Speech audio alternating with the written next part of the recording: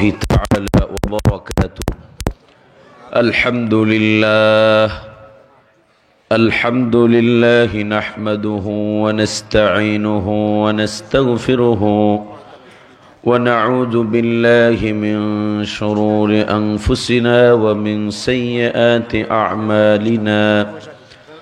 من يهده الله فلا مضل له ومن يضلله فلا هادي له، ونشهد أن لا إله إلا الله وحده لا شريك له، ونشهد أن سيدنا وحبيبنا ورفيقنا ومولانا محمدا عبده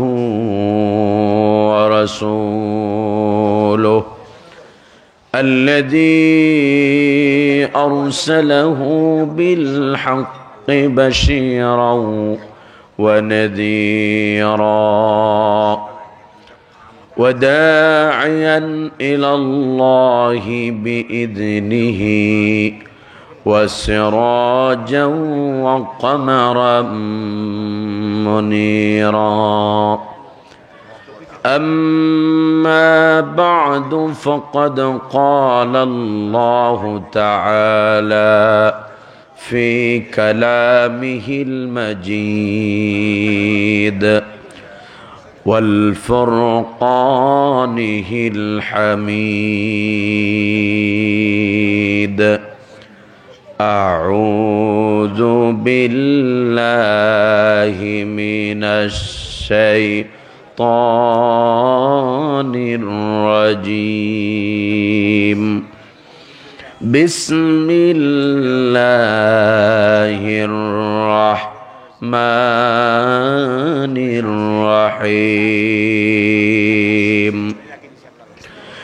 إن الله وملائكته يصلون على النبي يا أيها الذين آمنوا صلوا عليه وسلموا تسليما. درود إبراهيم পড়ি।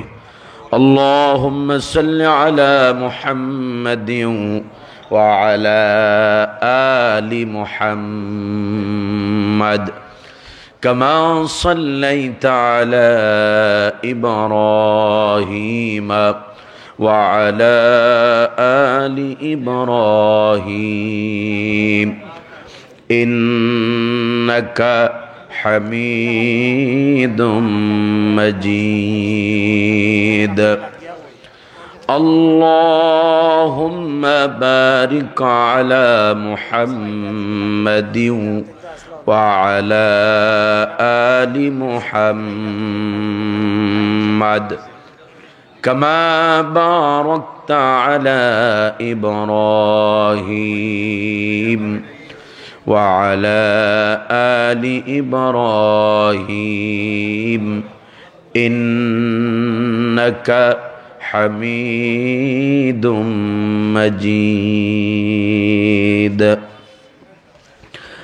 লাল সবুজ যুব সমাজ কল্যাণ সংস্থা আয়োজিত 11তম তাফসিরুল কোরআন মাহফিলের সম্মানিত সভাপতি, আমন্ত্রিত উলামায়ে কেরাম, আমার সামনে উপবিষ্ট আল্লাহ সুবহানাহু ওয়া তাআলার মাহবুব বান্দাগণ, পর্দার আড়াল থেকে যারা শুনছেন আমাদের সম্মানিতা মায়েরা ও বোনেরা, আলোচনার শুরুতেই আপনাদেরকে অন্তরাত্মার পক্ষ থেকে তাহিয়া অভিবাদন জানাচ্ছি, ওয়েলকাম জানাচ্ছি। আসসালামু আলাইকুম ওয়া রাহমাতুল্লাহি ওয়া বারাকাতুহু। শুকরিয়া আদায় করছি সেই মহান মুনিব আল্লাহ রাব্বুল ইজ্জত ওয়াল জালালের দরবারে, যিনি দয়া করে মায়া করে শারীরিক মানসিক সুস্থতা দিয়ে আমাদেরকে কোরআন থেকে কিছু কথা শোনার জন্য, কোরআন থেকে কিছু দীক্ষা শিক্ষা নেওয়ার জন্য আল্লাহ সুবহানাহু ওয়া তাআলা আমাদেরকে কবুল করেছেন। সেজন্য মুনিবের দরবারে শুকরিয়া আদায় করছি, সকলে বলছি আলহামদুলিল্লাহ। আমার সাথে সাথে পড়ুন রব্বানা লাকাল হামদ হামদান কাসীরান তাইয়িবান মুবারাকান ফীহ ইয়া রাব্বি লাকাল হামদু কামা ইয়ানবাগি লিজালালি ওয়াজহিকা ওয়া আযীমি সুলতানিক। আমরা মহান আল্লাহ সুবহানাহু ওয়া তাআলার শুকরিয়া আদায় করলাম। সম্মানিত হাজিরিন, আমরা আজ কথা বলবো বিশ্বজাহানের পালনেওয়ালা রব আল্লাহ সুবহানাহু ওয়া তাআলার ঐশী গ্রন্থ কালামুল্লাহ থেকে, আল্লাহ সুবহানাহু ওয়া তাআলার কোরআন থেকে। যতক্ষণ পর্যন্ত কথা হবে ইনশাআল্লাহ কোরআন বিল কোরআন কথা হবে। কারণ আমাদের চাইতে আমরা যদি কথা বলি, আমাদের মন গড়া ওয়াজের ভিতরে সত্য মিথ্যার অবকাশ থাকতেই পারে, ঠিক কি না? কিন্তু কথাটি যদি হয় কোরআন থেকে, তো তার ভিতরে লা শাক্কা ফীহি ওয়ালা রাইবা ফীহি, তার ভিতরে কোনোই সন্দেহ নাই, সংশয় নাই, মিথ্যার অবকাশও নেই, ঠিক কি না? আর আমরা আর কি ওয়াজ করব? সবচাইতে বড় ওয়াইজিন হচ্ছেন আল্লাহ তাআলা। আল্লাহ রাব্বুল ইজ্জত ওয়াল জালাল নিজে বলছেন, ওয়ামান আসদাকু মিনাল্লাহি কিলা, আমি আল্লাহর চাইতে কথায় অধিক সত্যবাদী আর কে আছে? ওয়ামান আহসানু মিনাল্লাহি কিলা, আমি আল্লাহর চাইতে অধিক সুন্দর কথা, ইসমে তাবদিল দিয়ে ব্যবহার করা হয় শব্দটা। ওমান আহসানু মিনাল্লাহি কিলা, আমি আল্লাহর চাইতে কথায় সুন্দর, অধিক উত্তম সুন্দর কথা আর কে বলতে পারে? সুবহানাল্লাহ। যারা আল্লাহর কথা দিয়ে কথা বলে তাদের কথাটাও সুন্দর, ঠিক কি না? আল্লাহ পাক তাদেরকে সত্যায়িত করছেন এভাবে, ওয়ামান আহসানু কাওলাম মিম্মান দাআ ইলাল্লাহি ওয়া আমিলা সালিহান ওয়া ক্বালা ইন্নানি মিনাল মুসলিমিন। ওয়ামান আহসানু কাওলাম মিম্মান দাআ ইলাল্লাহ, তার চাইতে অধিক সুন্দর কথা আর কে বলে? যে ব্যক্তি মানুষদেরকে, মান দাআ ইলাল্লাহ, যে ব্যক্তি মানুষদেরকে আমি আল্লাহর দিকে ডাকে, সুবহানাল্লাহ। আর মান দাআ ইলাল্লাহি ওয়া আমিলা সালিহান, এবং সে নিজেও সৎকর্মশীল হয়, শুধু নিজেই কথার ফুলঝুরি দেয় না, বরং নিজেও ওই কথার উপরে কি করে? ওয়া আমিলা সালিহান, নিজেও আমল করে।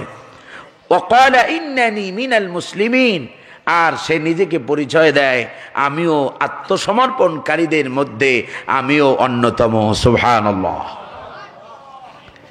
আজ আমরা কথায় আছি, বক্তৃতায় ভাষণে খুব সুন্দর, বাস্তব রিয়াল জীবনে বাস্তবতায় এগুলোর বিপরীত, ঠিক কি না? কাবুরা মাকতান ইনদাল্লাহি আন তাকুলু মা লা তাফআলুন। আল্লাহর কাছে, আমি আল্লাহর কাছে সবচাইতে অপছন্দনীয় ব্যাপার হলো সেটা যেটা তোমরা বলো বাস্তবতায় করো না। কে বলতেছেন? আল্লাহ সুবহানাহু ওয়া তাআলা। আচ্ছা, আমরা আজকে কোরআন থেকে কথা শুনবো ইনশাআল্লাহ। বেশি সময় নেব না। কণ্ঠ শুনে অবশ্যই বুঝতে পারছেন আমি খুব অসুস্থ। তারপরেও সম্মানিত ভাইয়েরা, যেহেতু দাওয়াতগুলো নেওয়া হয়েছে এই জন্য যাইতে হয়। এখন এখানে আছি, এখান থেকে প্রোগ্রাম সেরে আগামীকালকে প্রোগ্রাম হলো কক্সবাজারের লোহাগড়াতে। দুটো প্রোগ্রাম, একটা বাঁশখালী আর একটা লোহাগড়া। যারা ওদিকে যাতায়াত করেন তারা চেনেন। যাই হোক, তো ওখানে যেতে হবে। আবার আপনাদের থেকে আমি বেশিক্ষণ কথা বলবো না, যেহেতু আমি মনে করেছিলাম আমি বোধহয় শেষ। ওয়াজ মাহফিল শোনাটা এটা কি ফরজ? না, ফরজ নয়, এটি শোনা মুস্তাহাব, মুস্তাহাসান কাজ। কিন্তু সলাতুল ফজর কি শুধু কি ফরজ? ফরজে আইন, ফরজে আইন। তো মাহফিলগুলো আমার কথায় আপনারা কিছু মনে করবেন না, হক কথা যেটা, সত্য কথা যেটা, সেটা আমাকে বলতেই হবে। মাহফিলগুলো 11টার উপরে নেওয়াটা আমি এটা পছন্দ করি না। কারণ হলো আমরা মুসলমান, আমরা কি ইসলামকে পালন করছি অনইসলামিক পদ্ধতিতে। আমার কথা বুঝতেছেন আপনারা? আমার ভাষা বোঝা যায়? আমরা মুসলমানরা ইসলামকে পালন করছি, ইসলামকে মানছি অনইসলামিক পদ্ধতিতে। এখন দেখেন কিভাবে, যেমন নবিয়ুনা হাবিবুনা খলিলুনা মুরশিদুনা মুহাম্মাদুর রাসূলুল্লাহ সাল্লাল্লাহু আলাইহি ওয়াসাল্লাম, তার গোটা জীবনের সুন্নাহ হলো তিনি, ওলামায়ে কেরাম এখানে বসা আছেন, তার জীবনের সুন্নাহ হলো তিনি এশারের সলাতের পরে কারো সাথে কথা বলাটা পছন্দ করতেন না, ঠিক কি না?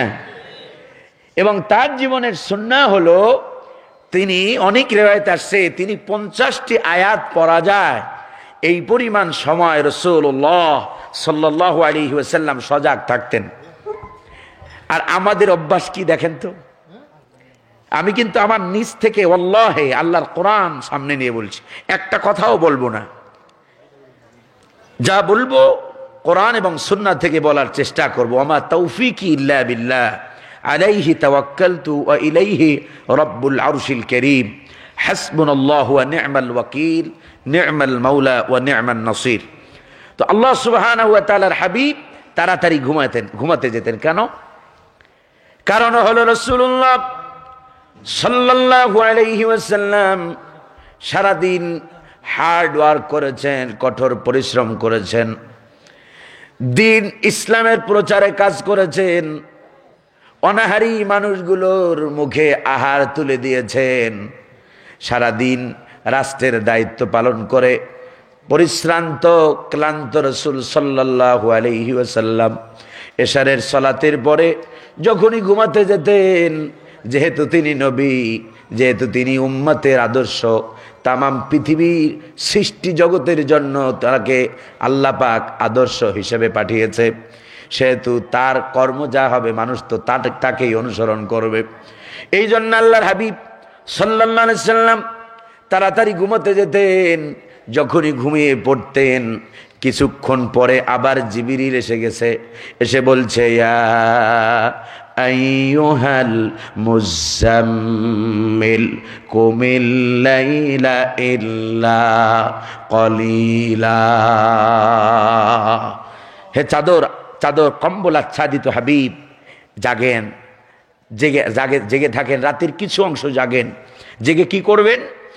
অন্য আয়াতে এসেছে আল্লাহ রাব্বুল আলামিন বলেন, ফাতাহাজ্জাদ বিহি নাফিলাতাল লাক আসা আইয়াবআসাকা রাব্বুকা মাকামাম মাহমুদা। তাহাজ্জুদ পড়েন।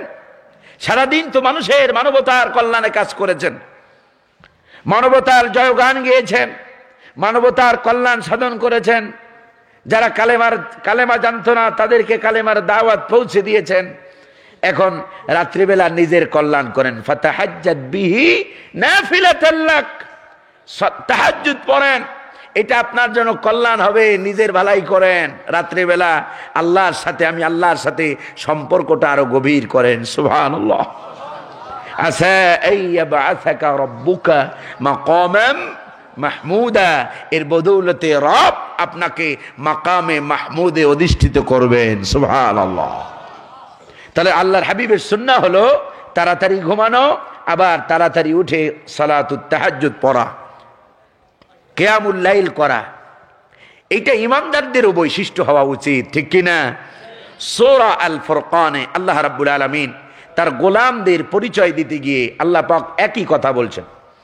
আল্লাহ রাব্বুল ইজ্জত ওয়াল জালাল বলেন, ওয়াল্লাযীনা ইয়াবিতুনা লিরাব্বিহিম সুজদান ওয়া কিয়ামা। আল্লাহ রাব্বুল আলামিন বলেন, যারা নিজেদেরকে, এর আগের আয়াতে গেছে ওয়া ইবাদুর রহমান, এই ইবাদে রহমানের উপরে ওই ওটা আতফ হয়েছে। রহমানের গোলাম হলো তারা, আমি আল্লাহর বান্দা হলো তারা যারা তাদের রাতটাকে ইয়াবিতুনা লিরাব্বিহিম সুজদান ওয়া কিয়ামা, যারা তাদের রাতটাকে সেজদা আর কিয়াম অবস্থায় কাটায়া দেয়। সুবহানাল্লাহ। শীতের রাত পেয়ে এরপরে লন্ডনের কম্বলের তলে সারাটা রাত কাটায় না, তারা রাতটা কাটায় সেজদা আর কিয়াম অবস্থায়। কারা? আল্লাহর বান্দারা। কারা?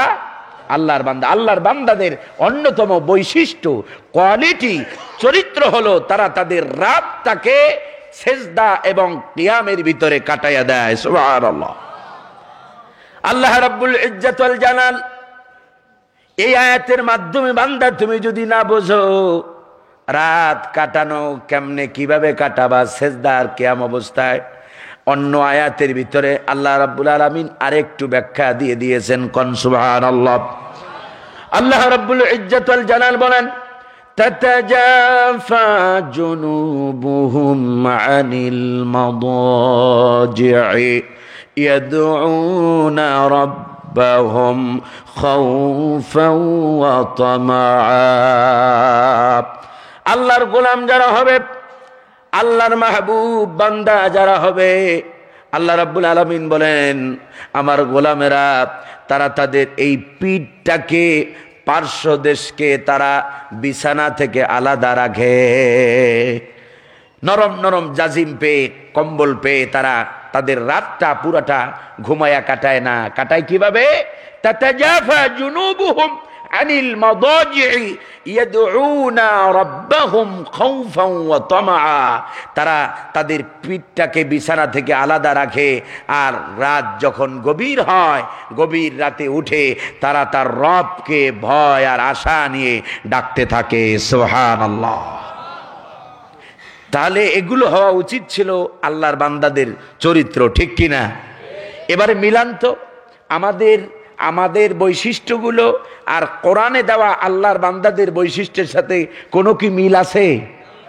আমরা রাত 12টা-1টা পর্যন্ত মোবাইল, ফেসবুক, ইমু, ভাইবার এগুলোর ভিতরে ব্যস্ত থাকি, তারপরে মাশাআল্লাহ ফজরের জামাতও আমরা কাজা করি। এই হয় কি না? আর যদি মাহফিল শুনি, কোনো দিন হয়তো মাহফিল বছরে একবার হয়, আপনার এলাকা অঞ্চলে মহল্লায় একবার হয়তো হয়, সেদিনও মাশাআল্লাহ মাহফিল 1টা-2টা পর্যন্ত শোনার পরে যাইয়া বিবি সাহেবের সাথে কিছুক্ষণ গল্প গুজব করে, বক্তা কেমন ছিল, কি বলেছে, এইসব গল্প করতে করতে 2টা বাজায়, এরপরে পরের দিন ফজরের জামাত শেষ, ঠিক কি না? এই হলো আমাদের ইসলাম, আমরা যেটাকে প্র্যাকটিস করছি। এই ইসলাম প্র্যাকটিস করার কারণে আজ তামাম পৃথিবীর মুসলমানরা নির্যাতিত, নিষ্পেষিত, ঠিক কিনা? যদি রাসূলুল্লাহর ইসলাম যদি প্র্যাকটিস থাকতো, তাহলে পৃথিবীর মুসলমানদের ব্যাপারে কাফের আর মুশরিকরা একটা কথা বলার সাহস করত না। রাসূলুল্লাহর ইসলাম প্র্যাকটিস নাই।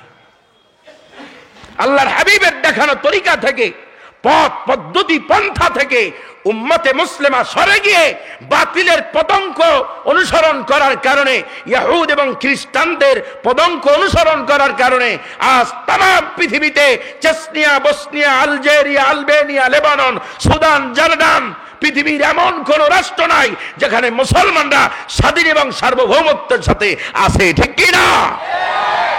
পৃথিবীর প্রতিটি ইঞ্চি ইঞ্চি জমিনে মুসলমানরা কষ্টে আছে। পার্শ্ববর্তী দেশ মায়ানমারের দিকে তাকান, মুসলমান মার খাচ্ছে।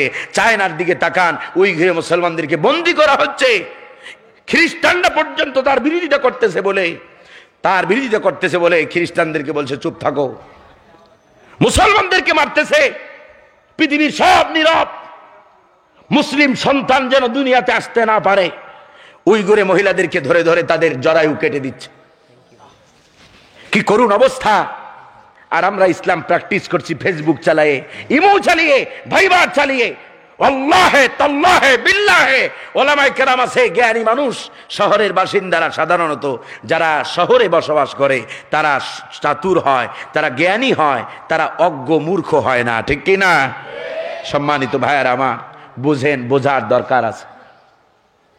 আজ পৃথিবীর ইসলাম মুসলমানদের এই করুণ পরিণতির এর কারণ হলাম আমরা নিজেরাই, ঠিক কি না? আল্লাহ রাব্বুল ইজ্জত ওয়াল জালাল বলেন, وما أصابكم من مصيبة فبما كسبت أيديكم ويعفو عن كثير। যেখানে এই বিপদ আপদে তোমরা পতিত হও না কেন, যত বিপদ আপদ তোমাদের উপরে আসে সব হচ্ছে তোমাদের নিজেদের হাতের কামাই।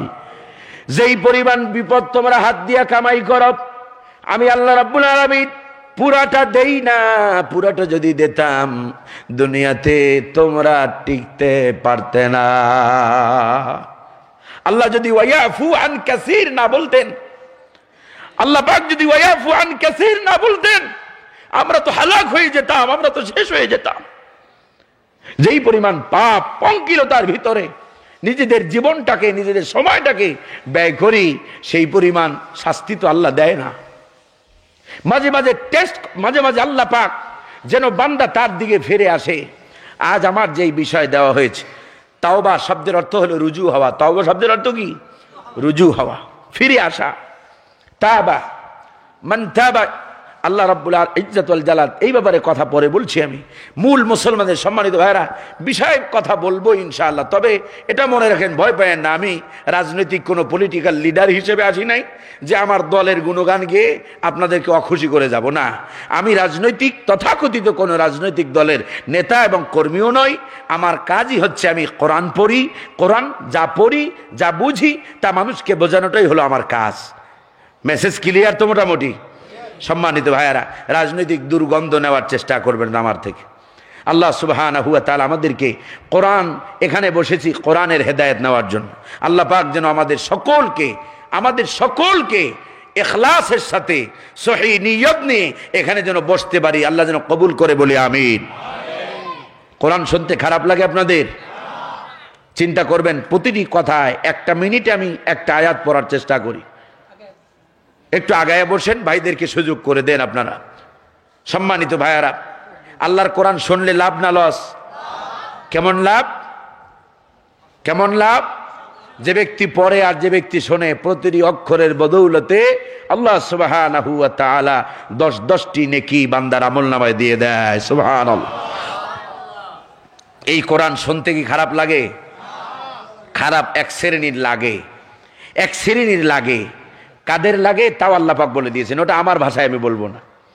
আল্লাহ রাব্বুল ইজ্জত ওয়াল জালাল বলেন, ফাইযা ক্বরাআতাল কুরআনা জাআলনা বাইনাকা ওয়া বাইনাল্লাযীনা লা ইউমিনুনা বিল আখিরাতি হিজাবাম মাসতুরা।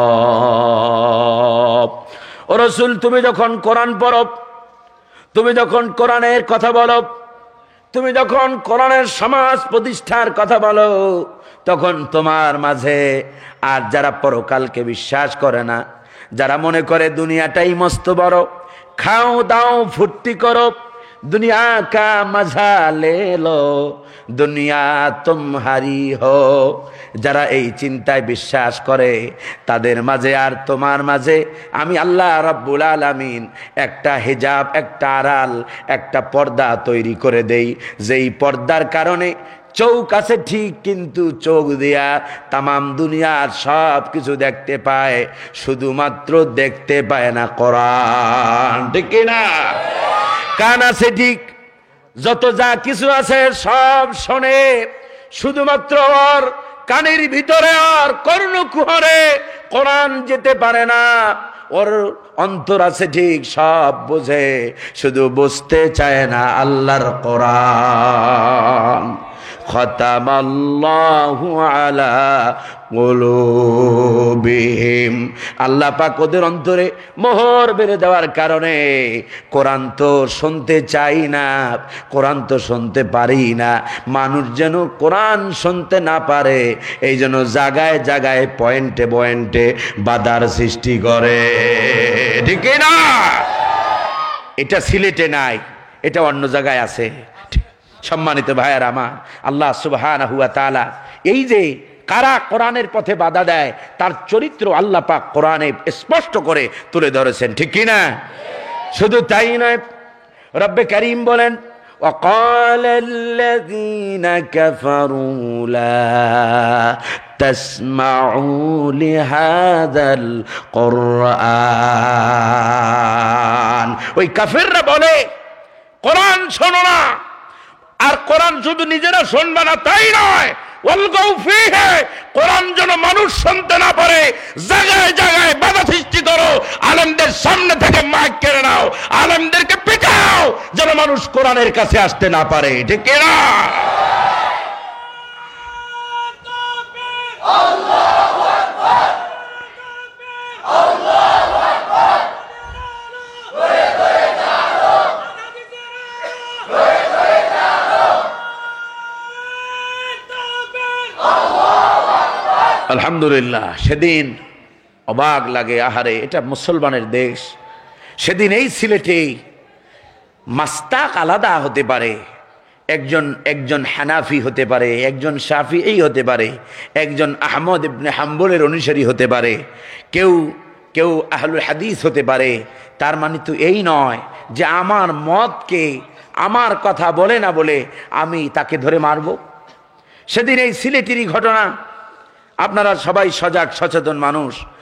আব্দুর রাজ্জাক বিন ইউসুফ হাফিজাহুল্লাহ, তিনি অত্যন্ত জবরদস্ত বড় আলেম, এই আহলে হাদিসের। আমরা হানাফি মাযহাবের, এর মানে এই নয় আমাদের সাথে তাদের কোনো দুশ্মনী আছে, মাসালাগতভাবে ইখতিলাফ থাকতেই পারে। কিন্তু আব্দুর রাজ্জাক বিন ইউসুফের গাড়িতে এবং তার শরীরে যারা হামলা চালিয়েছে, বলতে চাই এই জমানার নিকৃষ্ট আবু জাহেলের উত্তরসূরি তারা, ঠিক কি না? কোন যদি আবু জাহেলের উত্তরসূরি না হয়, ফেরাউনের উত্তরসূরি যদি না হয়, তাহলে কোন আলেমের গায়ে কেউ হামলা চালাতে পারে না। আর পরে আপনাদের এই সিলেটের সন্তান, এই সিলেটেরই সন্তান, বাংলার উজ্জ্বল নক্ষত্র মাওলানা হাসিবুর রহমান, তার সামনে থেকে এক কুলাঙ্গার মাইক কেড়ে নিয়েছে। আমি কি এই ঘটনাগুলো মিথ্যা বলতেছি? সম্মানিত ভাইয়ার আমার, এই কাজগুলো যারা করছে শিক্ষা নাও তোমরা। তোমাদের পূর্বেও অনেকের কাছেই ইসলাম তাওহীদ ভালো লাগে নাই, বাধা দিয়েছিল, কিন্তু তারা সফল হতে পারে না। হযরত মুসা আলাইহিস সালাম দ্বীনের দাওয়াত দিয়েছে, ইসলামের কথা বলার কারণে, আল্লাহর ওয়াহদানিয়তের কথা বলার কারণে ফেরাউন তার বিরোধিতা করেছে। নবী হযরতে ইব্রাহিম আলাইহিস সালাম তাওহীদের দাওয়াত দেওয়ার কারণে, ইসলাম প্রতিষ্ঠার কথা বলার কারণে নমরুদ তাকে আগুনে পর্যন্ত ফেলিয়েছে। হাত্তা নবিয়ুনা হাবিবুনা খলিলুনা মুরশিদুনা মুহাম্মাদুর রাসূলুল্লাহ সাল্লাল্লাহু আলাইহি ওয়াসাল্লাম যখন দ্বীনের প্রচারের জন্য কাজ করলেন, আবু জাহেল চাইল মক্কার মরুপ্রান্তের এই মুহাম্মাদুর রাসূলুল্লাহ সাল্লাল্লাহু আলাইহি ওয়াসাল্লামের আনিত জালিত চারাকটাকে নির্বাপিত করে দেবে, শেষ করে দেবে। পেরেছে তারা। বিশ্বকবি, কবি সম্রাট আল্লামা ইকবাল রহমতুল্লাহ আলাইহি খুব সুন্দর করে বলছেন, সতে যা কা রহা হ্যায় अजल से ताइम रोज सते जा का रहा है अजल से ताइम रोज चिरागे मुस्तफा भी से शरारे बोलहबीस। এই যে বাধা দেওয়া এটা নতুন কিছু নয়। আবু জাহেল চেয়েছে মুহাম্মদুর রাসূলুল্লাহ সাল্লাল্লাহু আলাইহি ওয়াসাল্লামের আনিত জালিত চারাককে নিভিয়ে দেবে, শেষ করে দেবে। পেরেছে।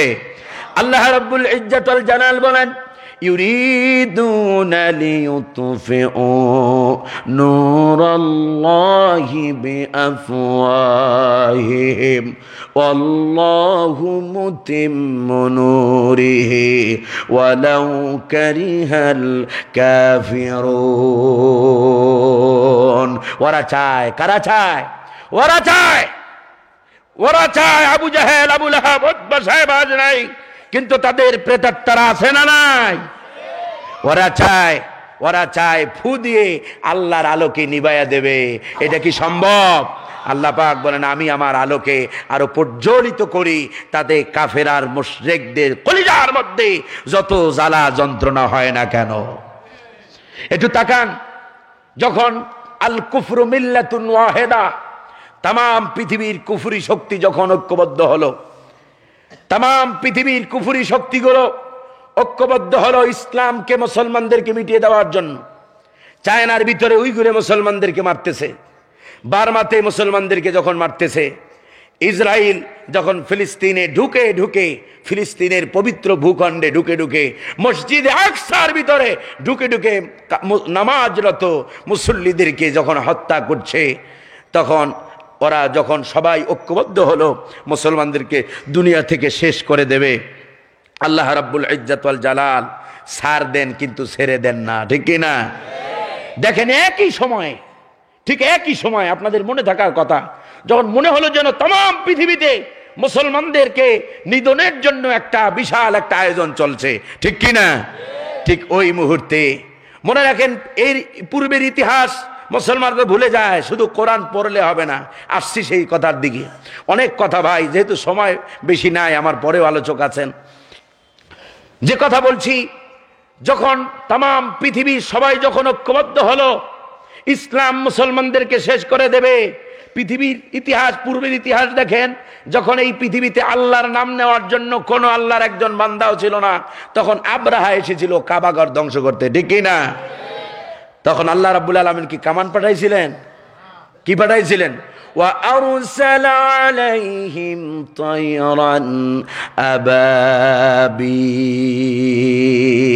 আল্লাহ রাব্বুল আলামিন ছোট ছোট পাখি পাঠালেন, তারমিহিম বিহিজারাতিম মিন সিজ্জিল ফাজআলাহুম কাআসফিম মাকুল। চড়ুই পাখির চাইতো ছোট ছোট পাখি আল্লাহ পাঠালেন, আর সরিষার দানার চাইতো ছোট ছোট দানা দিয়ে পাখির পায়ে দিলেন আল্লাহ রাব্বুল ইজ্জত ওয়াল জালাল। ওই দানাগুলো কাফেরদের আব্রাহার বাহিনীর উপরে পড়লো, মাথা দিয়ে পড়লো, আর শরীরের নিচ দিয়ে ওর শরীরের সব কিছু নিয়ে বেরিয়ে গেল, আব্রাহাকে মাটির সঙ্গে মিশিয়ে দিল। যারা এই পৃথিবীতে আল্লাহর অস্তিত্বে আঘাত দেয়, শিক্ষা নাও, যখন আল কুফরু মিল্লাতুন ওয়াহিদা, তাম কুফরি শক্তিগুলো মুসলমানদেরকে শেষ করার জন্য যখন ঐক্যবদ্ধ হলো, আল্লাহর অস্তিত্বে আঘাত আসলো, আল্লাহ রাব্বুল ইজ্জত ওয়াল জালাল আর ওই ছোট কঙ্কর পাঠালেন না, এমন বাহিনী পাঠালেন যা মাইক্রোস্কোপ আনলেও দেখা যায় না, ঠিক কি না? করোনা দিয়ে নাস্তে নাবুদ করে দিলেন তাম পৃথিবীর কুফরি শক্তিগুলোকে, ঠিক কি না? এখন ওরা মুসলমান মারবে কি? এখন ওদের ব্যাপার হলো, আমার অঞ্চলের ভাষায় বলে, চাচা আপন জান বাঁচা। আপনাদের অনেকের সন্তানরা লন্ডনে আছে, আমেরিকাতে আছে, খোঁজ নেন, প্রতি 100 জনে 20 জন মানুষ করোনা আক্রান্ত। হসপিটালগুলোতে মৃত্যুর মিছিল চলছে, কবরগুলোতে লাশের মিছিল চলছে, কবরে লাশ দাফনের জন্য কোনো লোক খুঁজে পাওয়া যাচ্ছে না, ঠিক কি না? ইসলাম শেষ করবা, কোরআন শেষ করবা, মুসলমান শেষ করবা, এটা মানুষের তৈরি করা কোন খেতাব নয়। মুসলমানরা তারা মালিক শূন্য নয়, মুসলমানদের মালিক আছে, ঠিক কি না? আমাদের মালিক হচ্ছেন আল্লাহ সুবহানাহু ওয়া তাআলা। ধরে না ধরলে আর ইন্না বাতশা রাব্বিকা লাশাদীদ, আল্লাহর পাকড়াও বড় কঠিন হয়। আজ ক্ষমতা পেয়ে যারা তাম পৃথিবীতে মুসলিম ধ্বংসের যারা পায় তারা চালাচ্ছিল, শেষ করছিল, আল্লাহ আস্তে আস্তে তাদেরকে হালাক করে দিয়েছেন, ঠিক কি না? আল্লাহ সুবহানাহু ওয়া তাআলা গোটা জাতিকে এই সকল ইতিহাস থেকে শিক্ষা নেওয়ার তৌফিক দান করুন, বলি আমিন। সম্মানিত ভাইয়েরা, যে কথা বলছিলাম, আসছেন কোরআনের তাফসীর শুনতে। কি শুনতে? তাফসীর শুনতে। এবারে অ্যান্সার দেন, সবাই কোরআনে কারীম সহি করে পড়তে পারেন? কয়জনে কোরআনুল কারীমকে সহি করে পড়তে পারেন? একটু হাতটা দেখতে চাই। যারা পারেন না হাত জাগাবেন না। আল্লাহু আকবার, আলহামদুলিল্লাহ। হাতটা নামাই। দেখা গেল মেজরিটি পার্সেন্টই হাত তো অনেকে দুইটা দুইটা উঠেছে, এই জন্য হাত বেশি দেখা গেছে, কিন্তু মেজরিটি পার্সেন্টই কিন্তু আল্লাহর কোরআন পড়তে পারে না। তাহলে হাউ ইজ পসিবল? এটা কেমনে সম্ভব? নিজেকে কিভাবে মুসলমান বলে দাবি করেন? হাতিরি মিসালান ওয়াহিদা, গিভ মি ওয়ান এক্সাম্পল। একটা দৃষ্টান্ত আমাকে দেন। ওখানে অনেক উলামায়ে কেরাম আছেন, সাহাবায়ে কেরাম রিদওয়ানুল্লাহি তাআলা আলাইহিম আজমাইন। একজন সাহাবীও যে জীবিত ছিল, ইসলাম কবুল করার পরে দীর্ঘদিন বেঁচে ছিল, অথবা 1 মাস 2 মাসও বেঁচে ছিল, কিন্তু আল্লাহর কোরআন শেখে নাই, এমন কোন দৃষ্টান্ত আছে? আছে? যখন ইসলাম কবুল করেছে, সঙ্গে সঙ্গে রাসূলুল্লাহ সাল্লাল্লাহু আলাইহি ওয়াসাল্লাম তার জন্য শিক্ষকের ব্যবস্থা করে দিয়েছেন, অথবা তাকে বলেছেন আহলে সুফায় থাকো, মসজিদে এখানে থাকো, দিন প্র্যাকটিস করো, ইসলাম শেখো। আজ মুসলমান ইসলাম শেখে না। আচ্ছা দেখেন, এই জমিনে আমাদের উপরে আল্লাহ রাব্বুল আলামিনের প্রথম অর্ডারের নাম কি? প্রথম অর্ডার, প্রথম আমর যেটা, সেটা কি ছিল? আল্লাহ, ইকরা ইকরা। প্রথম ওহী কি? ইকরা, পড়ো, জানো। আল্লাহর হাবিব সাল্লাল্লাহু আলাইহি সাল্লাম তিনি দাওয়াত দিয়েছেন কি বলে? তিনি কি বলেছেন কুল লা ইলাহা ইল্লাল্লাহ? তার প্রথম শব্দ ছিল ফালাম ফালাম আন্নাহু লা ইলাহা ইল্লাল্লাহ। আগে জানো, জানো, ইসলাম জেনে বুঝে ইসলাম কবুল করো। যদি না জেনে, আজকে না জেনে ইসলাম পালন করার কারণে আমাদের অবস্থা হলো এই, আমরা নামাজও পড়ি আবার পূজায়ও যাই। ঠিক কি না? আমরা নামাজও পড়ি, সুদও খাই, আমরা নামাজও পড়ি, ইয়াবার ব্যবসাও করি। কেন? না পড়ার কারণে। অথচ আল্লাহ রাব্বুল আলামিন প্রথম ফরজ করলেন ইকরা, পড়ো, জানো, বুঝো, তারপরে বলো লা ইলাহা। আমরা কালেমার সিগনিফিকেন্স, কালেমার তাৎপর্য, তথ্য, ব্যাখ্যা, বিশ্লেষণ যা বুঝি তার চাইতে 1000 গুণ বেশি বুঝেছে ফেরাউন, নমরুদ, আবু জাহেল, আবু লাহাব, উতবা, সাইবা, মুগীরা। ফেরাউন জানত আমি যদি বলি লা ইলাহা ইল্লাল্লাহ, তাহলে আগামীকাল থেকে আমি ফেরাউনের প্রভুত্ব, প্রতিপত্তি, কর্তৃত্ব আর চলবে না। আমি যদি বলি লা ইলাহা ইল্লাল্লাহ, এর মানে হলো ইনিল হুকমু ইল্লা লিল্লাহ। এই জমিনে আমি ফেরাউনের আইন চলবে না, আমি ফেরাউনের নীতি দিয়া সমাজ ব্যবস্থা, সমাজ চালানো যাবে না। আমি যেই রবের কালেমার ঘোষণা দেব, ওই রবের নিয়ম নীতি দিয়া আমার সমাজ, রাষ্ট্র, পরিবার, ব্যক্তি চালাতে হবে। ঠিক কি না? আবু জাহেল বুঝেছিল আমি যদি পড়ি লা ইলাহা ইল্লাল্লাহু মুহাম্মাদুর রাসূলুল্লাহ সাল্লাল্লাহু আলাইহি ওয়াসাল্লাম, আমি যদি এই কালেমার ঘোষণা দেই, তাহলে আগামীকাল থেকে আমি আবু জাহেলের প্রভুত্ব, প্রতিপত্তি, কর্তৃত্ব আর চলবে না। আমার ভাতিজা যে কালেমার দাওয়াত দেয়, ওই কালেমার মালিকের নিয়ম অনুযায়ী, আইন অনুযায়ী আমার সমাজ, রাষ্ট্র চালাতে হবে। ঠিক কি না? এইটা ওরা ঠিক বুঝেছিল বলেই, ওরা এই কালেমার তাৎপর্য, ব্যাখ্যা বুঝেছিল বলেই ওরা ইসলাম কবুল করে নাই, গোস্তাকি করেছে। সম্মানিত ভাইয়েরা, তাহলে ইসলাম কবুল করার মানেই হলো এই, যেদিন আপনি পড়বেন লা ইলাহা ইল্লাল্লাহ, সেদিন থেকে আপনার ব্যক্তিগত আর কোনো, আপনার মন গড়া আর কোনো কাজ চলবে না। মন গড়া পথে আর মানুষকে চালানো যাবে না।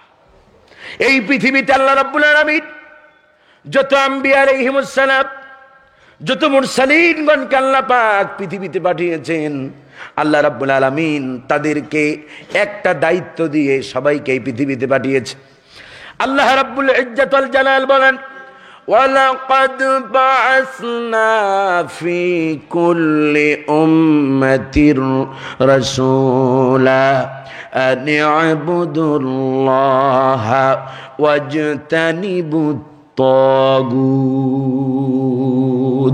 আল্লাহ রাব্বুল ইজ্জত ওয়াল জালাল বলেন, অবশ্যই অবশ্যই আমি অসংখ্য নবী পাঠিয়েছি, অসংখ্য রসুল পাঠিয়েছি, প্রতিটি জাতির জন্য রসুল পাঠিয়েছি, কওমের জন্য, গোত্রের জন্য, সম্প্রদায়ের জন্য রসুল পাঠিয়েছি, নবী পাঠিয়েছি।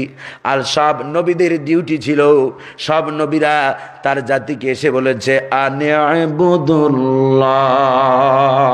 এক আল্লাহর গোলামি করো, এক আল্লাহর গোলামি করো, এক আল্লাহর বন্দিগি করো, এক আল্লাহর দাসত্ব করো।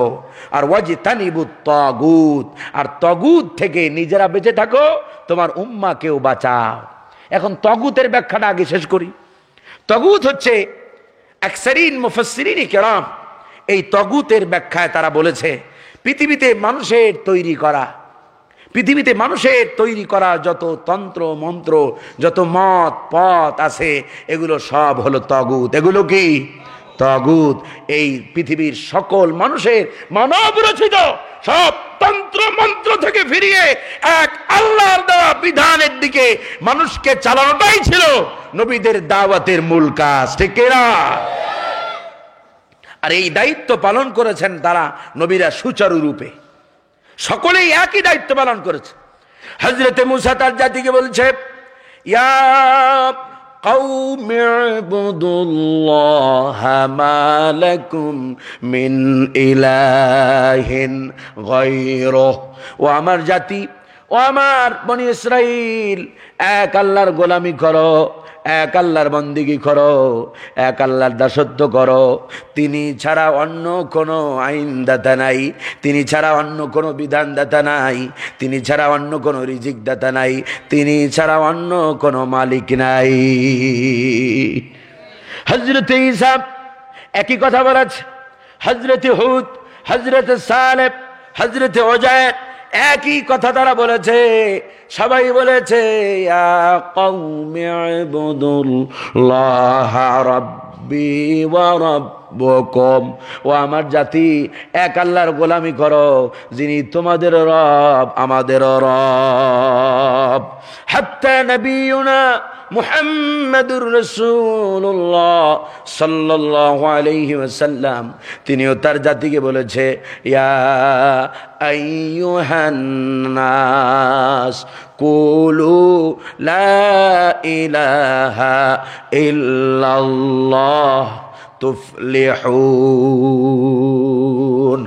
ও আমার জাতি, ও আমার সম্প্রদায়, যারা যারা আমাকে দেখলে তোমাদের সামনে বড় হয়েছে, যারা দেখলে তোমাদের সামনে আমার শৈশব কৈশোর যৌবন কেটেছে, তোমরা এই কথার সাক্ষ্য দাও, বলো লা ইলাহা ইল্লাল্লাহ, তাহলে তুফলিহুন, তাহলে তোমরা সফল হয়ে যাবে। লা ইলাহা ইল্লাল্লাহর মানেই হচ্ছে লা হুকমু ইল্লা লিল্লাহ, আল্লাহ ছাড়া অন্য কোনো জীবনদাতা নাই, বিধানদাতা নাই, আইনদাতা নাই। ইসলামও মানবেন, কোরআনও মানবেন, কিন্তু কোরআনের অর্থনীতি আপনার ভালো লাগবে না, কোরআনের সমাজনীতি আপনার ভালো লাগবে না, কোরআনের রাজনীতি আপনার ভালো লাগবে না। বলেন তো আপনি ইসলামে আর থাকবেন? ওমা হুম বিমুমিনিন, ইমানদার দাবি করতে পারেন, আল্লাহ পাক বলছেন ইমানদার নয়। রাসূলুল্লাহ সাল্লাল্লাহু আলাইহি ওয়াসাল্লাম, দেখেন অনেকে বলে কয় ইসলামের ভিতরে এগুলো নাই। ইসলামে কি নাই? ইসলামে, আমি বলি ইসলামে নাই এমন কিছুই নাই, ইসলামে সবই আছে, ঠিক কিনা? মা ফাররাতনা ফিল কিতাবি মিন শাই, আল্লাহ পাক বলেন এই কোরআনে এমন কোন বিষয় নাই যেটা আমি আল্লাহ বাদ দিয়ে দিয়েছি। তোমার সমাজ ব্যবস্থা, তোমার অর্থ ব্যবস্থা, তোমার জীবন ব্যবস্থা কিভাবে হবে, সব আল্লাহ সুবহানাহু ওয়া তাআলা কোরআনে দিয়ে দিয়েছেন, ঠিক কিনা?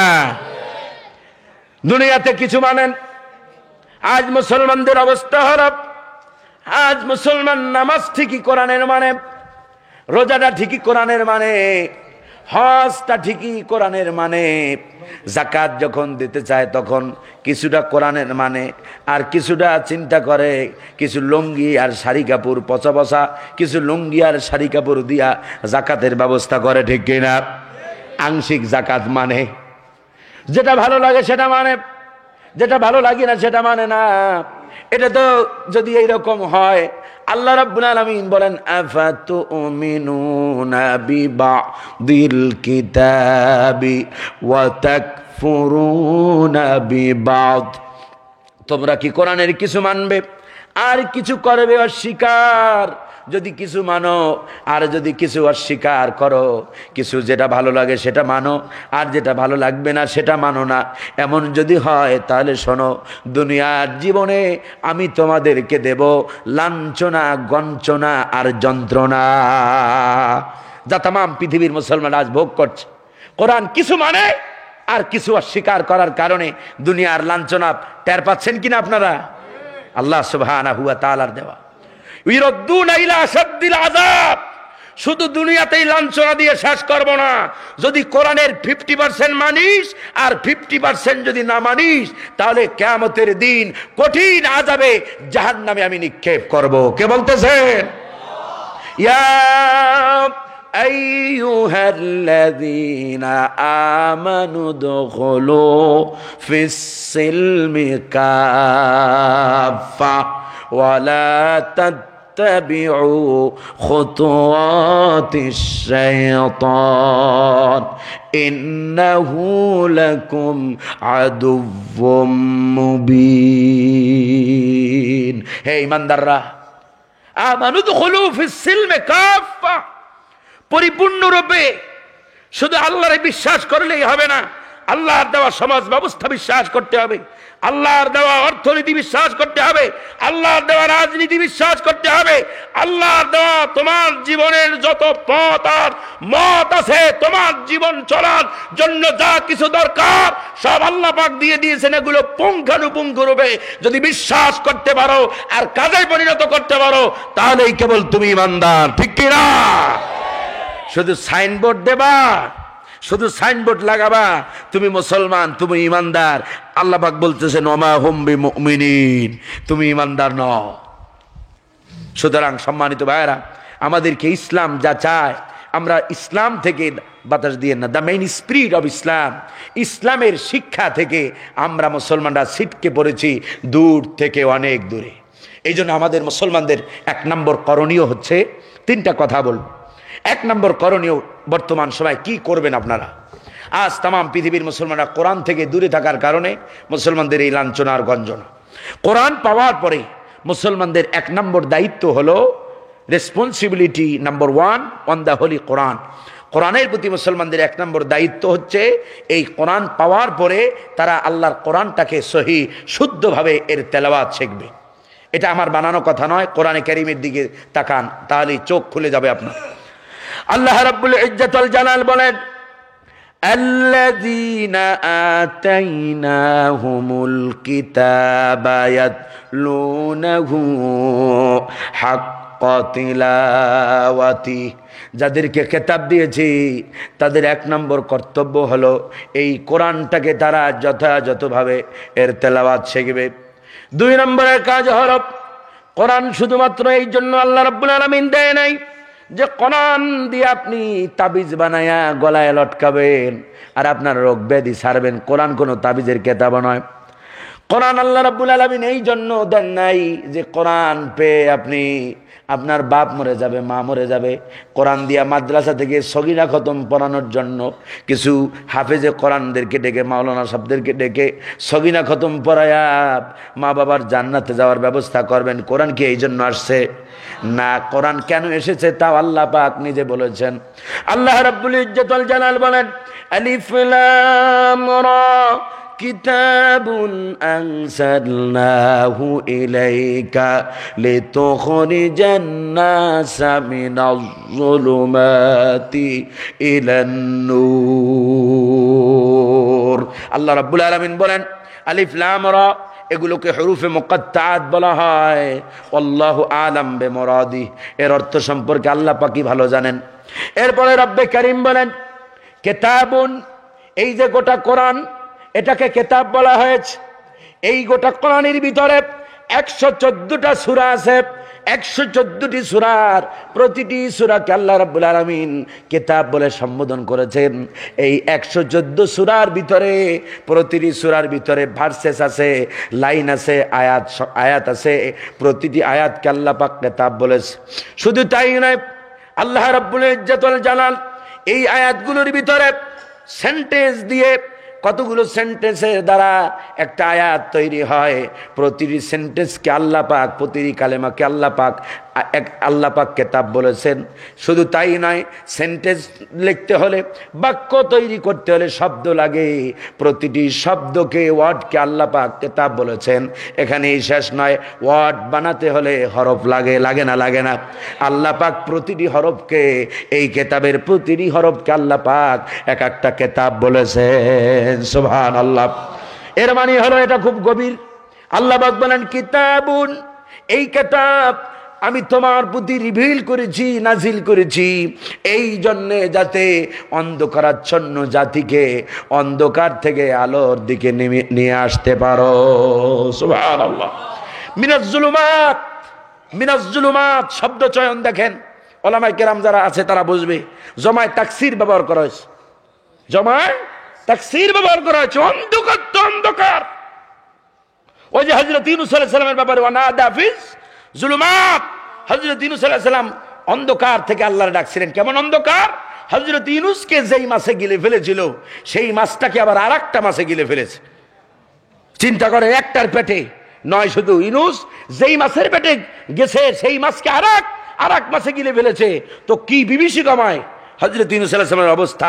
আল্লাহ পাক বলেন ওয়ানাদা ফিস জুলুমাত, ইউনূস অন্ধকার, গহীন অন্ধকার থেকে আমি আল্লাহকে ডেকেছিল, বলেছিল লা ইলাহা ইল্লা আনতা সুবহানাকা ইন্নী কুনতু মিনাজ জালিমিন। আল্লাহ পাক বলছেন এই অন্ধকার, ঘোর অন্ধকার থেকে তুমি যেন তোমার জাতিকে আলোর পথে নিয়ে আসতে পারো, এই জন্য আমি তোমাকে দিয়েছি কোরআন। সুবহানাল্লাহ। এই কোরআন কি খুব কঠিন? এই কোরআন তেলাওয়াত শেখা কি খুব কঠিন? যারা কঠিন মনে করে, অ্যান্সার কিন্তু সবাই দেয় না। অনেকেই ধারণা যে এই কোরআন তো অনেক কঠিন ব্যাপার। কোরআনকে যারা কঠিন মনে করবে তারা আল্লাহর সাথে গোশতাকি করে, গাদ্দারি করে, কুফরি করে, ঠিক কি না? কোরআন সহজ, ইজি। কতটা ইজি তা আল্লাহর কাছ থেকে শোনেন। আল্লাহ রাব্বুল আলামিন বলেন ওয়ালাকাদ ইয়াসসারনাল কুরআনা লিয-যিকরি ফাহাল মিন মুদ্দাকির।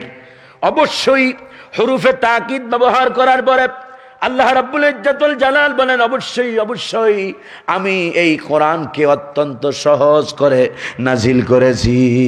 সুবহানাল্লাহ। ফাহাল মিন মুদ্দাকির, আসো কি কোনো ভাবুক যে আমার কোরআন নিয়ে ভাববে, চিন্তা করবে। শুধু সহজই করি নাই, এই পৃথিবীর তাম পৃথিবীর ভাষাবিদ যারা, ল্যাঙ্গুয়েজ রিসার্চার যারা, ভাষা নিয়ে যারা গবেষণা করে, তাম পৃথিবীর সকল ভাষাবিদরা এই কথার উপরে ঐকমত্য পোষণ করেছেন যে এই পৃথিবীতে কেবলমাত্র এমন একটি ভাষা আছে, যেই ভাষাটি পৃথিবীর চাইনিজ বলেন, রুশ বলেন, অথবা আপনি বাঙালি বলেন, ইংলিশ বলেন, আপনি যেই দেশের ফারসি বলেন, পারস্য বলেন, যেই দেশের মানুষই যেই ভাষায় কথা বলে না কেন, সব ভাষাভাষী মানুষের জন্য আরবি ভাষা উচ্চারণ করা মানুষের মুখে অতি অল্প সময়ে তাড়াতাড়ি বোধগম্য হয়, এটা কণ্ঠস্থ হয়, হৃদয়ঙ্গম হয় খুব তাড়াতাড়ি। এক্সাম্পল স্বরূপ দেখেন আল্লাহর কোরআনের মুজিজা দেখেন। আপনার আমার চতুর্পাশে ছোট ছোট 2 বছর 2.5 বছরের শিশু বাচ্চা সঠিকভাবে নিজের প্রয়োজনটা মা বাবার কাছে পেশ করতে পারে না, নিজের প্রয়োজনের কথাটা মা বাবার কাছে বলতে পারে না, সঠিকভাবে কথা উচ্চারণ করতে পারে না। এই 3 বছরের বাচ্চাটাও আল্লাহ রাব্বুল আলামিনের কালাম 30 পারা কোরআনে কারীমকে হেফজ করে নেয়। আছে না নাই? এর চাইতে কোরআনের জীবন্ত মুজিজা আর কোনটা হতে পারে? আর যারা বলে কোরআন কঠিন, আমাদের কাজ না, এটা মোল্লা মাওলানাদের কাজ, তারা তারা অজ্ঞতার ভিতরে আছে, ঠিক কি না? বাংলা সাহিত্যের একজন নাম করা লেখক ডক্টর মোহাম্মদ শহীদুল্লাহ, নাম শুনেছেন? ডক্টর মোহাম্মদ শহীদুল্লাহ তিনি বলেছেন, তুমি পৃথিবীর শিক্ষায় যতই এমএসসি, বিএসসি, এলএলএম, বিএলএলএম যা কিছুই করো না কেন, তুমি যা কিছু করো না কেন পৃথিবীতে, তুমি যদি আল্লাহর কোরআন না শেখো তাহলে তুমি হলে মূর্খ। তুমি কি মূর্খ? আর যদি তোমার কোনো ডিগ্রি নাই, কোনো সার্টিফিকেট নাই, কিন্তু তোমার একটা কোরআনের সার্টিফিকেট আছে, তাহলে তুমি ইউ আর এডুকেটেড পারসন। সুবহানাল্লাহ। আল্লাহ ওমা উতিতুম মিনাল ইলমি ইল্লা কালিলা, খুব সামান্যতম জ্ঞান বান্দাকে, গোলামকে দেওয়া হয়েছে, আর সামান্যতম জ্ঞানের 95% জ্ঞান আল্লাহ পাক কোরআনের মাধ্যমে দিয়েছেন। সুবহানাল্লাহ। কি লাগবে আপনার? কি লাগবে আপনার? ভূগোল লাগবে, অ্যালজেব্রা, ম্যাথমেটিক্স, অর্থনীতি, সমাজনীতি, রাজনীতি, কোন নীতি দরকার? এমন কোনটা নাই যেটা কোরআনে আল্লাহ বাদ দিয়ে দিয়েছেন, ঠিক কি না? এই কোরআন দিয়ে রাসূলুল্লাহ সাল্লাল্লাহু আলাইহি ওয়াসাল্লাম একটি অন্ধকারাচ্ছন্ন জাতিকে এমন আলোর পথ দেখালেন, যেই জাতির অভ্যাস ছিল মানুষের সম্পদ লুট করা, যেই জাতির অভ্যাস ছিল মানুষের অন্যায়ভাবে মানুষের সম্পদ গ্রাস করা, যেই জাতির অভ্যাস ছিল নারীর চরিত্র হরণ করা, সেই জাতিকে রাসূলুল্লাহ কোরআন দিয়ে শাসন করার কারণে যেই জাতি মানুষের সম্পদকে অন্যায়ভাবে গ্রাস করত, সেই জাতি মানুষের অন্যের সম্পদের পাহারাদার হয়ে গেল, ঠিক কি না? লিতুখরিজান নাস মিনাজ যুলুমাতি ইলান নূর, অন্ধকার থেকে আলোর পথ দেখানোর জন্যই দিয়েছি কোরআন। এই কোরআন পড়তে আমরা রাজি আছি তো ভাই? মনে রাখেন মুসলমান, সিলেটের ভূমিতে জানি না আর কোনো দিন আসা হবে কিনা, কিন্তু এই কথা দায়িত্বহীন কণ্ঠে বলতে চাই, যারা আল্লাহর কোরআন শিখবে না তাদের জান্নাতে যাওয়া কঠিন হয়ে যাবে, ঠিক কি না? জান্নাতে যাওয়া কঠিন হবে কেমনে বলেন? আপনি জীবনে যারা কোরআন অনেকে পড়তে পারে না, নামাজ পড়েন কি পড়েন না? এবার জবাব দেন, কোরআন ছাড়া নামাজ হয়? কোরআন ছাড়া নামাজ হয়? নামাজ পড়ার জন্য এক নম্বর কোরআন লাগবে না লাগবে না? জীবনে যাই করতে যাবেন, যদি ইসলাম মানতে চান, যদি ইসলামিক আদর্শে নিজেকে গঠন করতে চান, তাহলে আপনাকে কোরআন লাগবে। এই জন্য ওই কথা বলেছি, কোরআন না জানার কারণে আকসারিন উম্মতে মুহাম্মাদি জাহান্নামে যাবে। কারণ কোরআন জানেনই নাই, মানবেন কিভাবে? আপনি তো কোরআন পড়েন নাই। এই জন্য কোরআন পড়াটা ফরজে আইন। কোরআন পড়াটা কি? লিকুল্লি উম্মাহ, লিকুল্লি মুসলিম, প্রতিটি মুসলমানের উপরে আল্লাহর কোরআন শেখাটা তলাবুল ইলমি ফরিদাতুন আলা কুল্লি মুসলিম, প্রতিটি মুসলমানের। এই হাদিস তো সবার মুখস্থ, এই হাদিস মুখস্থ, তাহলে এটা বোঝেন না কেন যে আল্লাহর কোরআন শিখতে হবে? আপনার ঘরের বুক সেলফের ভিতরে কত বাসায় তো যায়, দেখি আরে বুক সেলফের ভিতরে বঙ্কিম চট্টোপাধ্যায়, শরৎচন্দ্র চট্টোপাধ্যায়ের, মাইকেল মধুসূদন দত্ত, রবীন্দ্রনাথ ঠাকুরের এদের লেখা যত আবিজাবি, যত গল্প, উপন্যাস, গদ্য পদ্য সব থাকে মুসলমানের বুক সেলফের ভিতরে। কিন্তু কপাল পোড়া মুসলমানের বুক সেলফের ভিতরে, মুসলমানের ঘরে এক সেট তাফসিরের ব্যবস্থা হয় না, এক সেট কোরআনের তাফসির পাওয়া যায় না। কপাল কি এমনে পড়ছে? এমনে পড়ে নাই। সম্মানিত ভাইয়েরা, যেখানে আল্লাহ রাব্বুল আলামিন মাঝে মাঝে একটা গল্প তো বলি না, একটা কথা শোনাই। কোন এক ভিক্ষুক, যারা খয়রাত করে, চেনেন আপনারা এদেরকে? ভিক্ষা করে না মানুষের কাছে, আপনাদের ভাষায় কি কয়? ভিক্ষুকে কয়। মাশাআল্লাহ, মাঝে মাঝে আমার একটুখানি ভাষা শিখাই দিয়েন, আপনাদের সিলেটের ভাষা খুব বুঝতে কষ্ট হয়। যাই, আলহামদুলিল্লাহ আমার ভাষা বুঝতে পারতেছেন তো আপনারা? তো এক ভিক্ষুক ছিল যে ভিক্ষা করতো, আর তার একদিন এক লোক তাকে পরামর্শ দিল যে ভিক্ষা তো করতেছো। সে একদিন আল্লাহর কাছে চাইলো, আল্লাহ মনিব আমার এমন একটা কিছু দাও যাতে আর জীবনে খয়রাত করা না লাগে, ভিক্ষা করা না লাগে। তো হঠাৎ করে, সে ছিল লুলা বা খোরা, মানে ঠ্যাং ভাঙা অথবা হাত ভাঙা এরকম ছিল, ভিক্ষা করত। কিন্তু হঠাৎ করে একদিন সে যাচ্ছে আর চিন্তা করতেছে, আমি তো লুলা বা খোরা, আচ্ছা দেখি তো অন্ধরা কেমনে পথ চলে। অন্ধ ভিক্ষুকদের অবস্থাটা কি, একটু চোখটা বন্ধ করে সে চেষ্টা করতেছে যে অন্ধরা কেমনে অন্ধের অভিনয় করতেছে। তো অন্ধের অভিনয় করে করে পথ চলছে, চোখ বন্ধ করে। হঠাৎ করে তার পায়ের ভিতরে বাজলো এক বস্তার মতো, মানে বস্তা বাজলো। তো সে গাইল দিল, কি বস্তার, ঘরের বস্তা রেখেছে, হ্যাঁ জায়গা আর পায় নাই, এখানে রাখছে। এরপরে সেটাকে সে পাড়ি দিয়ে এই চোখ বন্ধ অবস্থায় সে পার হয়ে গেল সামনে। কিছুদিন পরে আবার বলতেছে, মুনিব চাইছিলাম, দাও নাই তো। আবার এটা কিন্তু গল্প, আবার তাফসীর বানায় নিয়েন না। বলছে আওয়াজ আসছে, তোমাকে দেওয়া হয়েছিল, কিন্তু যেখানে দেওয়া হয়েছিল সেখানে তুমি অন্ধের ভূমিকা পালন করেছো, যার কারণে তুমি সম্পদ পাও নাই, ঠিক কিনা? আজ মুসলমান দুনিয়ার সব বোঝে, শুধু বুঝতে চায় না আল্লাহর কোরআন। কপালে এই জন্য পড়েছে। আল্লাহ সুবহানাহু ওয়া তাআলা আমাদেরকে প্রত্যেকটা মুসলমানের উপরে কোরআন শিক্ষা করাটা ফরজে আইন, এটা বোঝার তৌফিক দান করুন বলে আমিন। ওয়াজ শুনলে লাভ হবে না, ওয়াজ আমলে নিতে হবে। যাদের দাড়ি পেকে গেছে, 70 বছর বয়স, চিন্তা করেন জীবনে কত ওয়াজ শুনেছেন, কিন্তু আপনার জীবনে পরিবর্তন কতটুকু এসেছে চিন্তা করেন। কেন পরিবর্তন আসলো না? ওয়াজকে তো কাজে লাগান নাই। ওয়াজটাকে শুধু আপনার কর্ণের খোরাক মনে করেছিলেন, কানের খোরাক সুরের মোহিত করে। আজ সমাজে, যদিও আমি কারো বিরোধিতা করছি না, আজ এখানে মুফাসসিরে কোরআন হিসেবে ডাকা হয় এমন এমন মানুষদেরকে, মাঝে মাঝে অবাক হয়ে যায়। বাতিলরা, নাস্তিকরা তাদের থেকে সুযোগ নেয়। তারা নাহমাদুহু পড়ার পরে হিন্দি গানের আসর বসায় মনে হয়, ঠিক কিনা? গান কেমনে গাইতে হয় সব মালানো সব বুঝাই দেয়, আর জাতি তাদেরকে ফকিহ হিসেবে নিচ্ছে। এগুলো আলামাতুস সাআ, কিয়ামতের লক্ষণ। আল্লাহর হাবিব সাল্লাল্লাহু আলাইহি সাল্লাম বলেন, কিয়ামতের আগে জাহেলদেরকে ফকিহ হিসেবে নেওয়া হবে। কি হিসাবে? ফকিহ হিসেবে, জ্ঞানী হিসেবে নেওয়া হবে। ফাফতু ফাদাল্লু আদিল্লু, ফতুয়া দিয়ে নিজেরাও গোমরা হবে, জাতিকেও গোমরা করবে। গান কোন ইমানদারের মুখ থেকে, আলেম তো দূরের কথা, আলেম তো আলাদা জিনিস, কোন ইমানদারের মুখ থেকে গানের একটা কলিও বের হতে পারে না।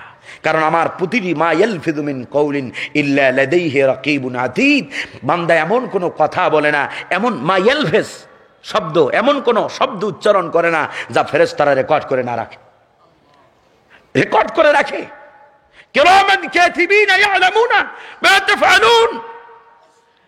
Every second of your life, তোমার জীবনের প্রতিটি মুহূর্ত তুমি কি করছো, কি বলছো, কোথায় যাচ্ছ, কি করছো, সবটা সিসি ক্যামেরা দ্বারা মনিটরিং করা হচ্ছে। কেমন মনিটরিং? আল্লাহ রাব্বুল ইজ্জত ওয়াল জালাল কোরআনে কারীমে বলছে, এগুলো আমার বানানো কথা নয়। আল্লাহ রাব্বুল আলামিন বলেন, ওয়া কুল্লু ইনসানিন ألزمناه طائره في عنقه ونخرج له يوم القيامة كتابا يلقاه منشورا। আল্লাহ রাব্বুল ইজ্জত ওয়াল জালাল বলেন, প্রতিটি মানুষের ঘাড়ের সাথে এমন একটা ডেঞ্জারাস দৃষ্টান্ত দিচ্ছে CC camera. Invention of science, বিজ্ঞানের আবিষ্কারের কারণে মানুষের কাছে কোরআন বোঝা সহজ হয়ে গেছে। সুবহানাল্লাহ। কোরআন এন্ড সায়েন্স নট কন্ট্রাডিক্টেড। কোরআন এবং বিজ্ঞান কখনো সাংঘর্ষিক নয়, তবে যেখানে সংঘর্ষ বাঁধবে, যেখানে কন্ট্রাডিকশন তৈরি হবে, সেখানে প্রাধান্য দিতে হবে কোনটাকে? কোরআনকে। সুবহানাল্লাহ। আমার কথা বুঝতেছেন আপনারা?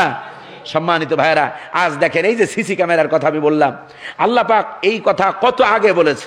এই আয়াতগুলো থেকে এই ইহুদিরা আর খ্রিস্টানরা ওরা ওদের মন মগজটারে কাজে লাগায়। এই ইহুদি আর খ্রিস্টানরা নিয়ে ওরা এই সিসি ক্যামেরা আবিষ্কার করলো, ওরা আবিষ্কার করলো মোবাইল, ওরা কত কিছু আবিষ্কার করলো। আর মুসলমান এই কোরআনটারে শুধু তেলাওয়াতের মধ্যে রাখছে। রমজান মাস আসবে, কে কতগুলো খতম দিতে পারে, এই প্র্যাকটিস চালাচ্ছি। কিন্তু কোরআন দিয়ে একটা বিষয়, কোন একটা সুই মুসলমান আজ 100 বছরের ভিতরে আবিষ্কার করে দেখাইতে পারে নাই, ঠিক কিনা? অথচ কোরআন দিয়ে ওরা মহাকাশে যাচ্ছে, আর মুসলমানরা সেটা ধারণ করে করে মুসলমানরা সেটা শেয়ার দিচ্ছে। কিন্তু মুসলমান কি পারতো না? কোরআনে কারীম সব চাইতে, যদি আমি বলি কোরআনে কারীমের ভিতরে বিজ্ঞান আর কি দিচ্ছে, আধুনিক বৈজ্ঞানিকরা কি আর দিচ্ছে, মুহাম্মদুর রাসূলুল্লাহ সাল্লাল্লাহু আলাইহি ওয়াসাল্লামের মুখ দিয়ে আল্লাহ পাক 1400-1500 বছর আগে যেই থিওরি বের করেছে, তা বিজ্ঞানের কোন বৈজ্ঞানিকরা আজ পর্যন্ত একটাকেও মিথ্যা প্রমাণিত করতে পারে নাই, ঠিক কি না? বিজ্ঞানীরা ভিক্ষার ঝুলি নিয়ে কোরআনের সামনে দাঁড়ায়। একটা থিওরি নেন, এক সময় বিজ্ঞানীরা বলতো the earth moves round the sun, পৃথিবী সূর্যের চারিদিকে ঘোরে। আর কোরআনের ব্যাখ্যা বিপরীত।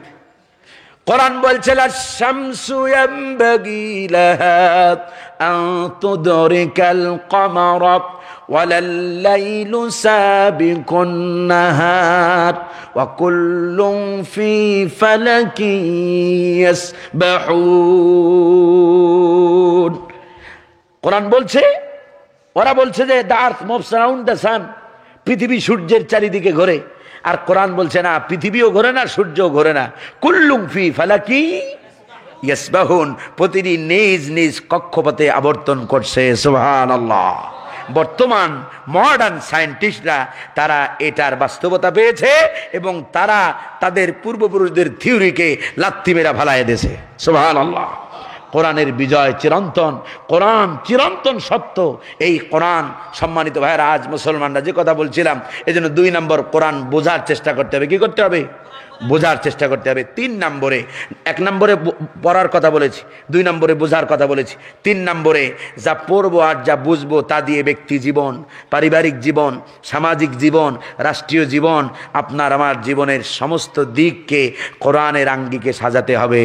রাজি আছি আমরা? রাজি আছি আমরা? এই কথা আলহামদুলিল্লাহ, আলহামদুলিল্লাহ। আল্লাহ সবাই রে কোরআনের সত্যিকার অনুসারী হিসাবে কবুল করে নাও বলি। সম্মানিত ভাইয়েরা, আজ কোরআন না পড়ার কারণে, না বোঝার কারণে আমাদের এই কঠিন অবস্থা। যাই হোক, তাহলে 1 নম্বরে কোরআন পড়বো, 2 নম্বরে কোরআন বুঝবো, 3 নম্বরে কোরআন অনুযায়ী নিজেদেরকে চালানোর চেষ্টা করব। পরিবার, তোমার সন্তানকে তুমি পেটে আসার আগ থেকে সন্তানের প্রতি যত্ন নেওয়াটা ইসলাম শিখিয়েছে। সুবহানাল্লাহ। সন্তানটাকে কেমনে তারবিয়াতুল আওলাদ, সন্তান প্রতিপালন পদ্ধতি কাকে বলে? আজ তো নতুন নতুন কত শিশু গবেষণাগার কত কিছু বেরিয়েছে, কিন্তু ইসলাম এই সব থিওরি অনেক আগে দিয়ে দিয়েছে। সুবহানাল্লাহ। সন্তানকে কি শিক্ষা দেবে, কোন বয়সে কি শিখাবে, সব ইসলাম বলেছে। পড়েন সূরা আল মুমিনুন পড়েন। চরিত্র গঠনের উপাদান, চরিত্র কিভাবে আপনার সন্তান, শিশু সন্তানটাকে কিভাবে কি চরিত্র শিক্ষা দেবেন, একটুখানি পড়েন। আপনি সূরা আল ফুরকান পড়েন, তারপরে আপনি সূরা লোকমান পড়েন, ওয়ালাকাদ আতাইনা লোকমান থেকে, এখান থেকে পড়েন না। হযরত লোকমান তার সন্তানকে যেসব 9টা উপদেশ দিয়েছিল, 9টা উপদেশ উম্মতে মুসলিমার জন্য আল্লাহ পাক কোরআনে কোট করে দিয়েছেন। সুবহানাল্লাহ। এই আয়াতগুলো পড়ে পড়ে সন্তানগুলোকে ওই আঙ্গিকে, আপনার সন্তানকে ডাক্তার বানান, ইঞ্জিনিয়ার বানান, যা খুশি তাই বানান, কিন্তু আল্লাহে তাল্লাহে বিল্লাহে, আল্লাহর নামে কসম করে বলি, ও মুসলমান, সন্তানদারে কোরআন শিখাও আগে, ঠিক কি না? কোরআন যদি শিখাও তাহলে তোমার কপাল পড়বে না। কোরআন যদি, যেই মা বাপ সন্তানের দিন শেখাবে, কোরআন শেখাবে, ইসলাম শেখাবে, ওই সন্তান কোনোদিন মা বাবারে ওল্ড পিপল সেন্টারে, বুড়া বুড়ি এতিমখানায় রেখে আসবে না, ঠিক কি না? ওই সন্তান কোনোদিন মা বাবারে কষ্ট দেবে না, ওই ঐশীর মতো মা বাবারে গলা কাটে হত্যা করবে না, ওই দেহানের মতো মা বাবারে এরকম কষ্ট দেবে না। সম্মানিত ভাইয়ারা আমার, সম্মানিত মুরব্বীরা, সন্তানদের ব্যাপারে সতর্ক হন, সন্তানদের ব্যাপারে সতর্ক হন। দিন ইসলাম প্র্যাকটিস করান। আপনার যুবক সন্তানটা এই যে অ্যান্ড্রয়েডের দ্বারা নষ্ট হয়ে যাচ্ছে, তার খবর কি আপনার আছে? তার খবর কি আপনি নেন? আপনার তসবিহ গোনা দিয়ে আর আজান হলে পরে মসজিদে যান, এটা ভালো অভ্যাস, কিন্তু এটা আপনারে বাঁচাইতে পারবে না যদি আপনার সন্তান জাহান্নাম থেকে না বাঁচান। কথাটি মনে হয় আশ্চর্য হয়ে গেলেন? এটা আমার কথা নয়, রব্বে কারীমের কথা। রব্বে কারীম বলছে, কিয়ামতের দিন যাদের সন্তানেরা জাহান্নামী হবে, বলবে রব্বানা আরিনাল্লাযীনা আদাল্লানা মিনাল জিন্নি ওয়াল ইনস নাজআলহুমা তাহতা আকদামিনা লিয়াকুনা মিনাল আসফালিন। সন্তানগুলো আল্লাহর কাছে মামলা দায়ের করবে, বলবে আমার বাপ দেখেছিল আমি মোবাইল চালিয়েছি, এই করেছি সেই করেছি, আমার বাপের টাকা দিয়ে মোবাইল কিনে আমি পরনারীর সাথে ফেসবুকে চ্যাটিং আর ভ্যাটিং করেছি, ইমোতে সারা রাত কাটিয়ে দিয়েছি, গুগলের ভিতরে সারা রাত আজে বাজে জিনিসের ভিতরে কাটিয়ে দিয়েছি। আমার বাপ একটা বারের জন্য আমার গুগল হিস্টোরি সার্চ করে আমারে কোনোদিন শাসায় নাই। বলবে মা বাপরা আনলে কি করবা? বলবে আজ মা বাবার আইনে দাও, বলা হবে আল্লাহ করবাটা কি, বলবেন না জাআলহুমা তাহতা আকদামিনা লিয়াকুনা মিনাল আসফালিন। আজ যাদের কারণে জাহান্নামে আসলাম তাদেরকে ফিসাইতে ফিসাইতে লাথাইতে লাথাইতে এদেরকে নিয়ে আমরা জাহান্নামে যাব। রব্বানা ইন্নানা সাদাতানা ওয়া কুবরানা ফাদাল্লুনা সাবিলা। যত নেতার পিছনে দৌড়িয়েছো, যত নেতার পিছনে দৌড়িয়েছো, নেতারা কি তোমাদেরকে নামাজের কথা বলেছে, কোরআন পড়ার কথা বলেছে, ইসলামের কথা বলেছে? সেদিন মামলা দায়ের করবে নেতাদের বিরুদ্ধেও, এরা তো আমাদেরকে গোমরাহ করেছে। ইন্না সাদাতানা ওয়া কুবরানা ফাদাল্লুনা সাবিলা, আমাদেরকে পথ থেকে বিচ্যুত করেছে। আজ এদেরকে না নিয়ে আমরা জাহান্নামে যাব না। সুতরাং সাবধান হতে হবে। নিজে ভালো কাজ করলেই হবে না। নিজে নামাজ সালাত আদায় করার কথা আল্লাহ বলে নাই, আল্লাহ পাক ইকামাতুস সালাতের কথা বলেছে, সালাত প্রতিষ্ঠার কথা। নিজে সালাত পড়বেন। কু আনফুসাকুম ওয়া আহলিকুম নারা, নিজে জাহান্নাম থেকে বাঁচবেন, পরিবারকে বাঁচানোর চেষ্টা করতে হবে। ফজরে আপনি উঠেছেন, আপনার ধনির দুলাল কয় ছেলেটার কষ্ট হবে, রাত ঘুমায় 12টা 1টা পর্যন্ত, লেখাপড়া করে ঘুমিয়েছে, এখন জাগলে কষ্ট হবে। ও মিয়া, দুনিয়ার ছেলের কষ্টটা সহ্য করতে পারো, কিন্তু তখন তোমার সামনে, তোমার চোখের সামনে যখন তোমার সন্তানটাকে 3000 বছর পর্যন্ত যে আগুনকে আল্লাহ পাক উত্তপ্ত করেছে, সেই আগুনের ভিতরে যখন জ্বালানো হবে তোমার চোখের সামনে, সেটা সহ্য করতে পারবে? কুদুহান নাস ওয়াল হিজারা উইদ্দাত লিল কাফিরিন। আল্লাহ পাক বলছেন ওই জাহান্নামকে ভয় করো যার ইন্ধন হবে মানুষ আর পাথর। কুল্লামা নাদিজাত জুলুদুহুম বাদদালনাহুম জুলুদান গায়রাহা লিয়াযুকুল আযাব। তোমার শরীরের চামড়া যখন পুড়ে যাবে জাহান্নামে, আবার তোমার শরীরে নতুন করে চামড়া লাগিয়ে দেওয়া হবে। লিয়াযুকুল আযাব, যেন দুনিয়াতে করা সব শাস্তির পাপের শাস্তি যেন আস্বাদন করতে পারো। এই জন্য সব পাপ থেকে আমাদেরকে তওবা করতে হবে। সম্মানিত ভাইরা, আপনাদের জন্য দেখা হবে কিনা জানি না, শুধু তওবা নিয়ে খুব সুন্দর সুন্দর একেবারে এই করে গেলাম, কিন্তু এই যে আমরা যে পাপগুলো করি এগুলো তো এখন কিছুটা ক্লিয়ার হয়েছে, কি করি আর কি করি না, কি করা দরকার আর কি করা দরকার না, এটা এখন ক্লিয়ার হয়েছে না? মূল কথা, এবার আসেন তওবার দিকে। আল্লাহর হাবিব সাল্লাল্লাহু আলাইহি সাল্লাম বলেন, ইন্নী আস্তাগফিরুল্লাহ ওয়া আতুবু ইলাইহি ফি।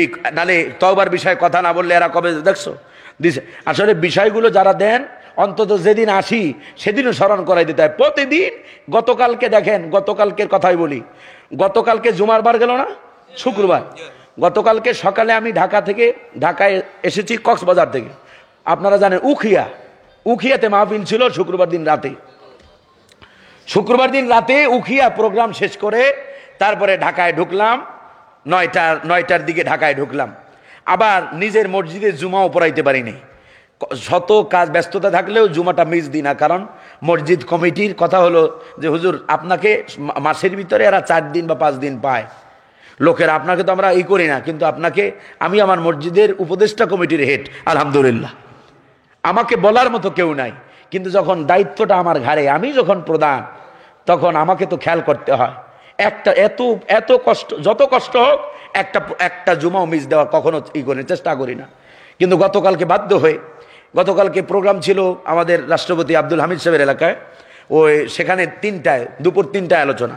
তো যেমনি হোক পথে জুমা আমার ইমাম সাহেব পড়িয়েছে, যাই হোক, এরপরে পথে জুমা পড়ে এরপরে 3টায় ওখানে কথা বলে, এরপরে আবার পরের প্রোগ্রাম ছিল পাকুন্দিয়া প্রোগ্রাম করে এরপরে বাসায় গিয়েছি। বাসা থেকে গিয়ে কোনো রকম একটুখানে 2-1 ঘন্টা রেস্ট নিয়ে এরপরে আবার আপনাদের এদিকে রওনা হলাম।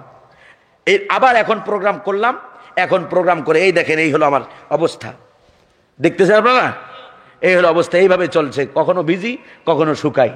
এরপরে গাড়িতে উঠবো, আবার চলে যেতে হবে লোহাগড়া। আগামীকালকে 2টো প্রোগ্রাম, একটা বাঁশখালী আর একটা লোহাগড়া। ডেট বলে হুজুর এগুলো তো না, এই ডেটগুলো একটাও দিতে চাই না, একটা ডেটও দেওয়ার মতোই থাকে না। তারপরে হুজুর যেমনি হোক করে দিয়া ফোন দেওয়ায়, তারে দিয়া ফোন দেওয়ায়, কিন্তু আলেমদের কষ্ট কেউ বুঝবে না। শায়েখ আহমদুল্লাহ নাম শুনেছেন?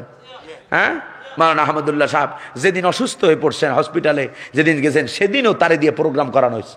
আমি যদি আজকে নিষেধ করে দিতাম, আপনারা কিছু মনে নেবেন না, আমি যদি আজকে আপনাদেরকে বলতাম যে ভাই আমি প্রোগ্রামে আসতে পারবো না, ইন্নান নাফসা লাআম্মারাতুম বিসসু, মানুষের মন তো সবসময় আগে খারাপটারই বেশি খোঁজা মারে।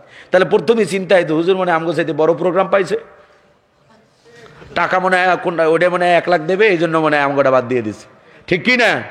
এই জন্য আমি বলি যে আমার লাস্টটা পর্যন্ত যদি মরি, লাস্টটাও চেষ্টা করবো যে প্রোগ্রামে যাই উপস্থিত করানোর জন্য। মানুষ দেখুক। যখন বসি কোরআনের জন্য, যখন এখানে বসছিলাম, আগেও জিমাচ্ছিলাম, চিন্তা করছিলাম মনে হয় কথা বলতে পারবো না। প্রতিদিন এই অবস্থা হয়, কিন্তু কথা বলি কার জন্য? এই কমিটি বলতে পারবে না আনুমানিক 50,000 টাকা আগে অ্যাডভান্স নেছে। কি পারবেন? বলতে পারবে না 50,000 1 লাখ টাকা অ্যাডভান্স নেছে। অ্যাডভান্স নিয়ে কথা বলি না, কথা বলি আল্লাহর জন্য। মানুষ আমারে খাওয়ায় না, খাওয়ায় কে? আল্লাহ পাক খাওয়ায়। আল্লাহ পাক বলছে দাসত্বের জন্য তোরে বানিয়েছি। লা নুরিদু মিনকুম জাযাআন ওয়ালা শুকুরা। কারো কাছে জাযাও চাই না, শুকুরও চাই না, স্লোগানও চাই না, বাহবাও চাই না, ফুলের তোয়াও চাই না। এই জাযা আর শুকরিয়া চাই, কেবলমাত্র প্রতিদান চাই আমি আল্লাহর কাছে। ওমা জাযাউল ইহসান ইল্লাল ইহসান। আল্লাহ পাক কিয়ামতের দিন যদি আমারে বলেন নোমানি তোরে মাফ করে দিলাম, এর চাইতে বড় সফলতা আমার জন্য আর কিছু হবে না। সম্মানিত ভাইয়েরা, এই জন্য আমাদের জীবনটাকে পাপ মুক্ত রাখতে হবে। যেখানে আছেন পাপ যা করছেন বন্ধ করে দেন, পাপ থেকে ফিরে আসেন, ফিরে আসেন আল্লাহ সুবহানাহু ওয়া তাআলার দিকে ফিরে আসেন, রুজু হন পাপ থেকে, তাওবা করেন, তাওবা করেন। আল্লাহর হাবিব সাল্লাল্লাহু আলাইহি সাল্লামের জীবনে কোনো গুনাহ ছিল? কোনো গুনাহ ছিল? লিয়াগফিরা লাকাল্লাহু মা তাকদ্দামা মিন যামবিকা ওয়া মা তাআখার। তোমার সামনের আর পরের সব গুনাহ আমি আল্লাহ মাফ করে দিয়েছি। তারপর আল্লাহর হাবিব বলতেন ইন্নী আস্তাগফিরুল্লাহ ওয়া আতুবু ইলাইহি ফি কুল্লি ইয়াউমিন মিআতা মাররা। আমি নবী প্রতিদিন 100 বার আল্লাহর কাছে তওবা করি, ইস্তেগফার করি। চিন্তা করেন, যেই নবীর জীবনে কোনো গুনাহ নাই, সামনে গুনাহ নাই, পরে গুনাহ নাই, সেই নবী যদি 100 বার তওবা করতে পারে, আপনার আমার কতবার তওবা করা দরকার চিন্তা করেন। ও মুসলমান, যেহেতু আমার পরে আলোচক আছে, আর সময় নেব না, এই জন্য বেশি বেশি বেশি বেশি তওবা করবেন, ইস্তেগফার করবেন। ইস্তেগফারের সর্বনিম্ন ছোট শব্দ হলো আস্তাগফিরুল্লাহ। কি? আস্তাগফিরুল্লাহ। বেশি বেশি ইস্তেগফার পড়বেন। এরপরে যদি একটু সময় বেশি থাকে, অযথা সময় নষ্ট করবেন না, তাহলে পড়বেন আস্তাগফিরুল্লাহ আল্লাযী লা ইলাহা ইল্লা হুয়াল হাইয়ুল কাইয়্যুম ওয়া আতুবু ইলাইহি লা হাওলা ওয়ালা কুওয়াতা ইল্লা বিল্লাহিল আলিয়্যিল আযীম। কি পড়া যাবে না? এরপরে ছোট আর মেজো, এরপরে এদের নেতৃত্বে আছে সাইয়্যিদুল ইস্তেগফার। কারা কারা পারেন হাতটা দেখতে যাই। সাইয়্যিদুল ইস্তেগফার কয়জনে পারেন? মাশাআল্লাহ, আলহামদুলিল্লাহ। কিন্তু এটা কি সুখের না দুঃখের যে এতজন মানুষ হাত জাগাইল না? মাত্র কয়েকজন মানুষ হাত জাগাইছে। অনেকে নামই শুনছে আজকে। আপনাকে কথা কি বলবো, আলেমরা পর্যন্ত, অনেক আলেমরা। সেদিন এক ইন্টারভিউতে আলেমদের ইন্টারভিউ নেওয়া হচ্ছে, জিজ্ঞেস করা হচ্ছে সাইয়্যিদুল ইস্তেগফার পারেন? তো প্রায় মনে হয় 20 জনের ভিতরে একজনের, সর্বশেষ একজনে সাইয়্যিদুল ইস্তেগফার পারছে। এই হলো অবস্থা, খুব কঠিন। আল্লাহর হাবিব সাল্লাল্লাহু আলাইহি সাল্লাম বলেছেন, যে ব্যক্তি প্রত্যহ সকালে সাইয়্যিদুল ইস্তেগফার পড়বে, সে ব্যক্তি সন্ধ্যা হওয়ার আগে যদি মারা যায়, আল্লাহ পাক তাকে জান্নাত দান করবেন। সুবহানাল্লাহ। আর যে ব্যক্তি সন্ধ্যায় পড়বে হাত্তা ইউসবিহ, সকাল হওয়ার আগে এই ব্যক্তি যদি মারা যায়, আল্লাহ পাক তারে গুনাহ মাফ করে দিয়ে তাকে জান্নাত দান করবেন। সুবহানাল্লাহ। সাইয়্যিদুল ইস্তেগফার কি? আল্লাহুম্মা আনতা রাব্বি লা ইলাহা ইল্লা আনতা খলাকতানি ওয়া আনা আবদুকা ওয়া আনা আলা আহদিকা ওয়া ওয়া'দিকা মাসতাতা'তু আউযু বিকা মিন শাররি মা সানা'তু আবু'উ লাকা বিনি'মাতিকা আলাইয়া আবু'উ বিযামবি ফাগফিরলি ফাইন্নাহু লা ইয়াগফিরুয যুনুবা ইল্লা আনতা। মনে থাকবে? এইভাবে আল্লাহর কাছে ইস্তেগফার করবেন, ক্ষমা চাইবেন। আর তওবা, যদি কেউ জীবনে গুনাহ করে থাকেন, আল্লাহ রাব্বুল ইজ্জত ওয়াল জালাল তওবা করাকে পছন্দ করেন। ইন্নাল্লাহা ইউহিব্বুত তাওয়াবিন। আল্লাহ পাক যারা তওবা করে তাদেরকে আল্লাহ পাক ভালোবাসেন, পছন্দ করেন। এই জন্য ভাইয়ের আমার, গুনাহ করছেন, গুনাহ হওয়াটা এটা হিউম্যান নেচার, স্বাভাবিক ব্যাপার, হতেই পারে। কিন্তু গুনাহ হওয়াটা স্বাভাবিক, কিন্তু গুনাহ থেকে সঙ্গে সঙ্গে তওবা করবেন। খায়রুল খাত্তাইন আত-তাওয়াবিন। আল্লাহর হাবিব সাল্লাল্লাহু আলাইহি সাল্লাম তওবার ব্যাপারে অসংখ্য হাদিস আসছে। সম্মানিত ভাইয়েরা আমার, গুনাহ হবে আবার তওবা করবেন, গুনাহ হবে আবার তওবা করবেন, তাহলে আল্লাহ সুবহানাহু ওয়া তাআলা এমন ভাবে মাফ করবেন, ইউবাদদিলুল্লাহু সাইয়্যাতিহিম, তোমাদের জীবনের সাইয়্যাতগুলোকে আল্লাহ পাক হাসানাত দিয়ে বদলায় দেবে। সুবহানাল্লাহ।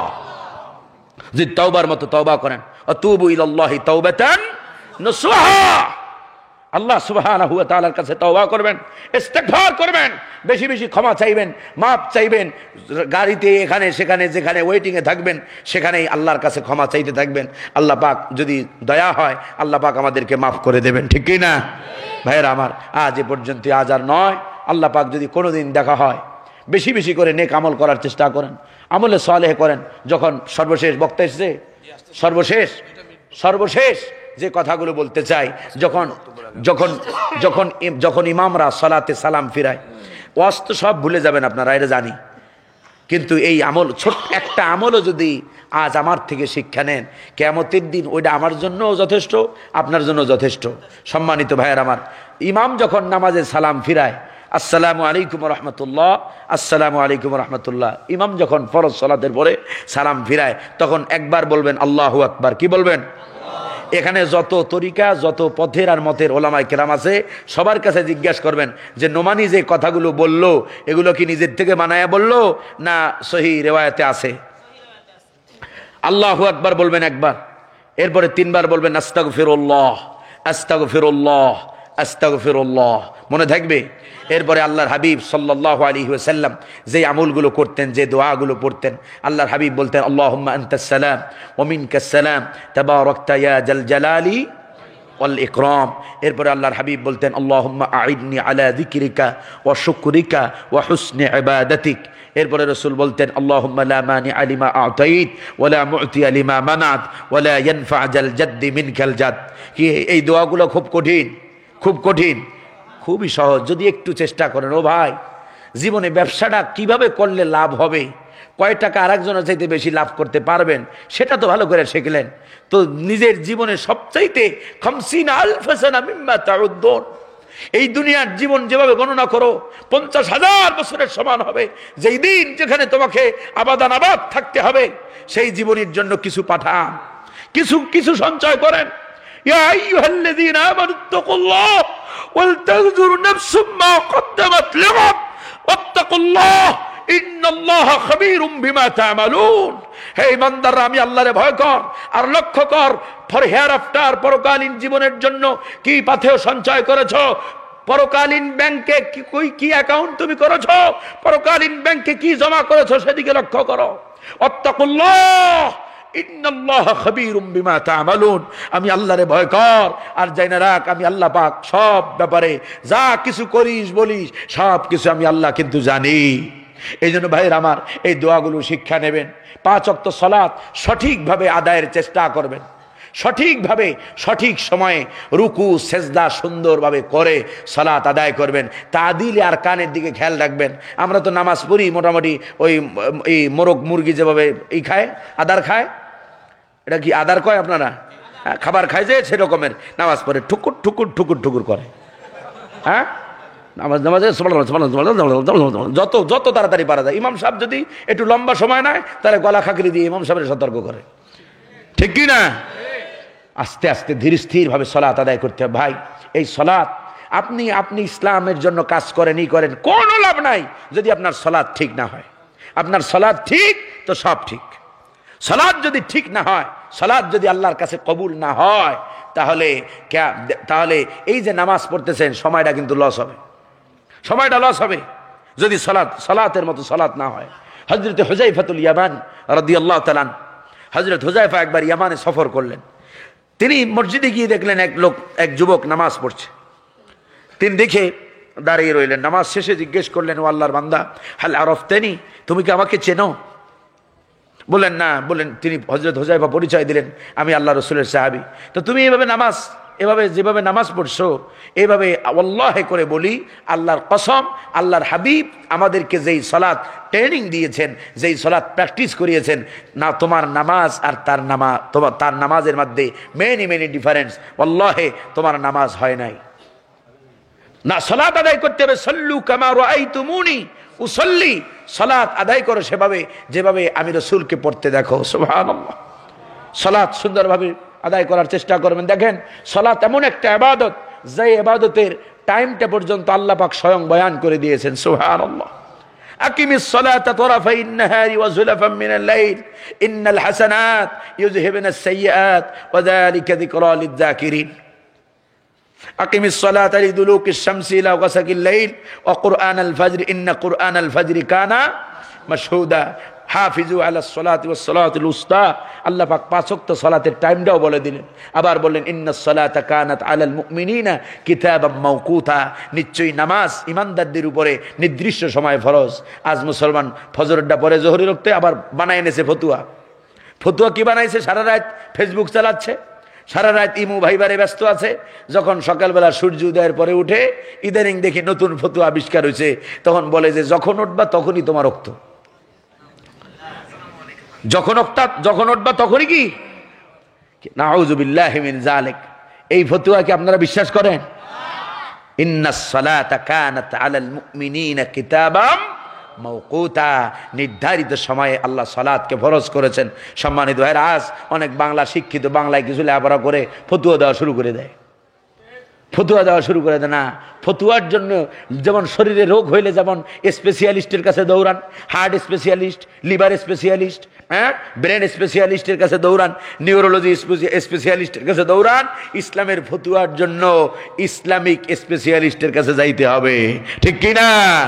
নালে গোমরা হওয়ার সম্ভাবনা আছে। আল্লাহ সুবহানাহু ওয়া তাআলা প্রতিটি ইমানদারের প্রতিটি আমলকে আল্লাহ সুবহানাহু ওয়া তাআলা কোরআন আর সুন্নাহ ভিত্তিক আমাদের আমলগুলো করার তৌফিক দান করুন, বলি আমিন।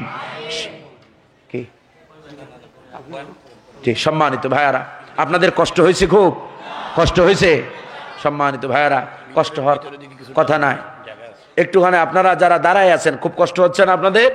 দাঁড়াইতে একটু বসান, ভিতরে ঢোকেন।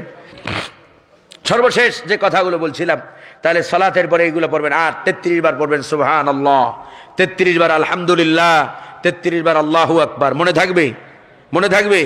অনেকে আবার অবাক হয়ে গেছে, সারা জীবন শুনলাম 33 বার সুবহানাল্লাহ, 33 বার আলহামদুলিল্লাহ, 34 বার আল্লাহু আকবার। 34 বারের বর্ণনার চাইতে 33 বারের বর্ণনাটাই আসহন, অধিক সহি। লাস্টলি অ্যান্ড ফাইনালি পড়বেন লা ইলাহা ইল্লাল্লাহু ওয়াহদাহু লা শারীকা লাহু লাহুল মুলক ওয়া লাহুল হামদ ওয়া হুয়া আলা কুল্লি শাইইন কাদির। এইটা পড়বেন। এরপরে আয়াতুল কুরসি পড়বেন। মনে থাকবে মুসলমান? কি বলতেছি? 5 ওয়াক্ত সালাতের পরে, ফরজ সালাতের পরে যে সকল আমলগুলো আল্লাহর হাবিব সাল্লাল্লাহু আলাইহি ওয়াসাল্লাম নিজে করে শিক্ষা দিয়েছেন, আমরা যা করি সে বিষয়ে আমি কথা বলবো না, কিন্তু আল্লাহর হাবিব যা শিক্ষা দিয়েছেন তাই তো আমাদের করা দরকার, ঠিক কি না ভাই? হ্যাঁ, নালে এমন আমল যদি করি যেই আমল রসুলের তরিকায় হয় না, রসুল যেই আমল দেখায় নাই, তাহলে সেই আমল আল্লাহর কাছে গ্রহণযোগ্য। মান আহদাথা ফি আমরিনা হাযা মা লাইসা মিনহু ফাহুয়া রাদ্দুন। এমন যদি নব্য আবিষ্কার কিছু হয় যেটা রসুল করে নাই, আল্লাহর হাবিব বলেন সেটা প্রত্যাখ্যাত হবে। কুল্লু বিদআতিন দালালা ওয়া কুল্লু দালালাতিন ফিন্নার। প্রতিটি বিদআতই গোমরাহি। বিদআত মানে হলো রসুল সাল্লাল্লাহু আলাইহি ওয়াসাল্লাম যা করেন নাই, বিশেষ করে আমলের সাইডে আল্লাহর হাবিব যা করে নাই এমন কিছু উদ্ভাবন করাই হলো কি বিদআত। প্রতিটি বিদআত গোমরাহি, আর প্রতিটি গোমরাহি মানুষকে জাহান্নামে নেবে। সর্বশেষ আখিরান কালিমাতানে হাবিবাতানে ইলার রহমান খফিফাতানে আলাল লিসান সাকিলাতানে ফিল মিজান সুবহানাল্লাহি ওয়া বিহামদিহি সুবহানাল্লাহিল আযীম।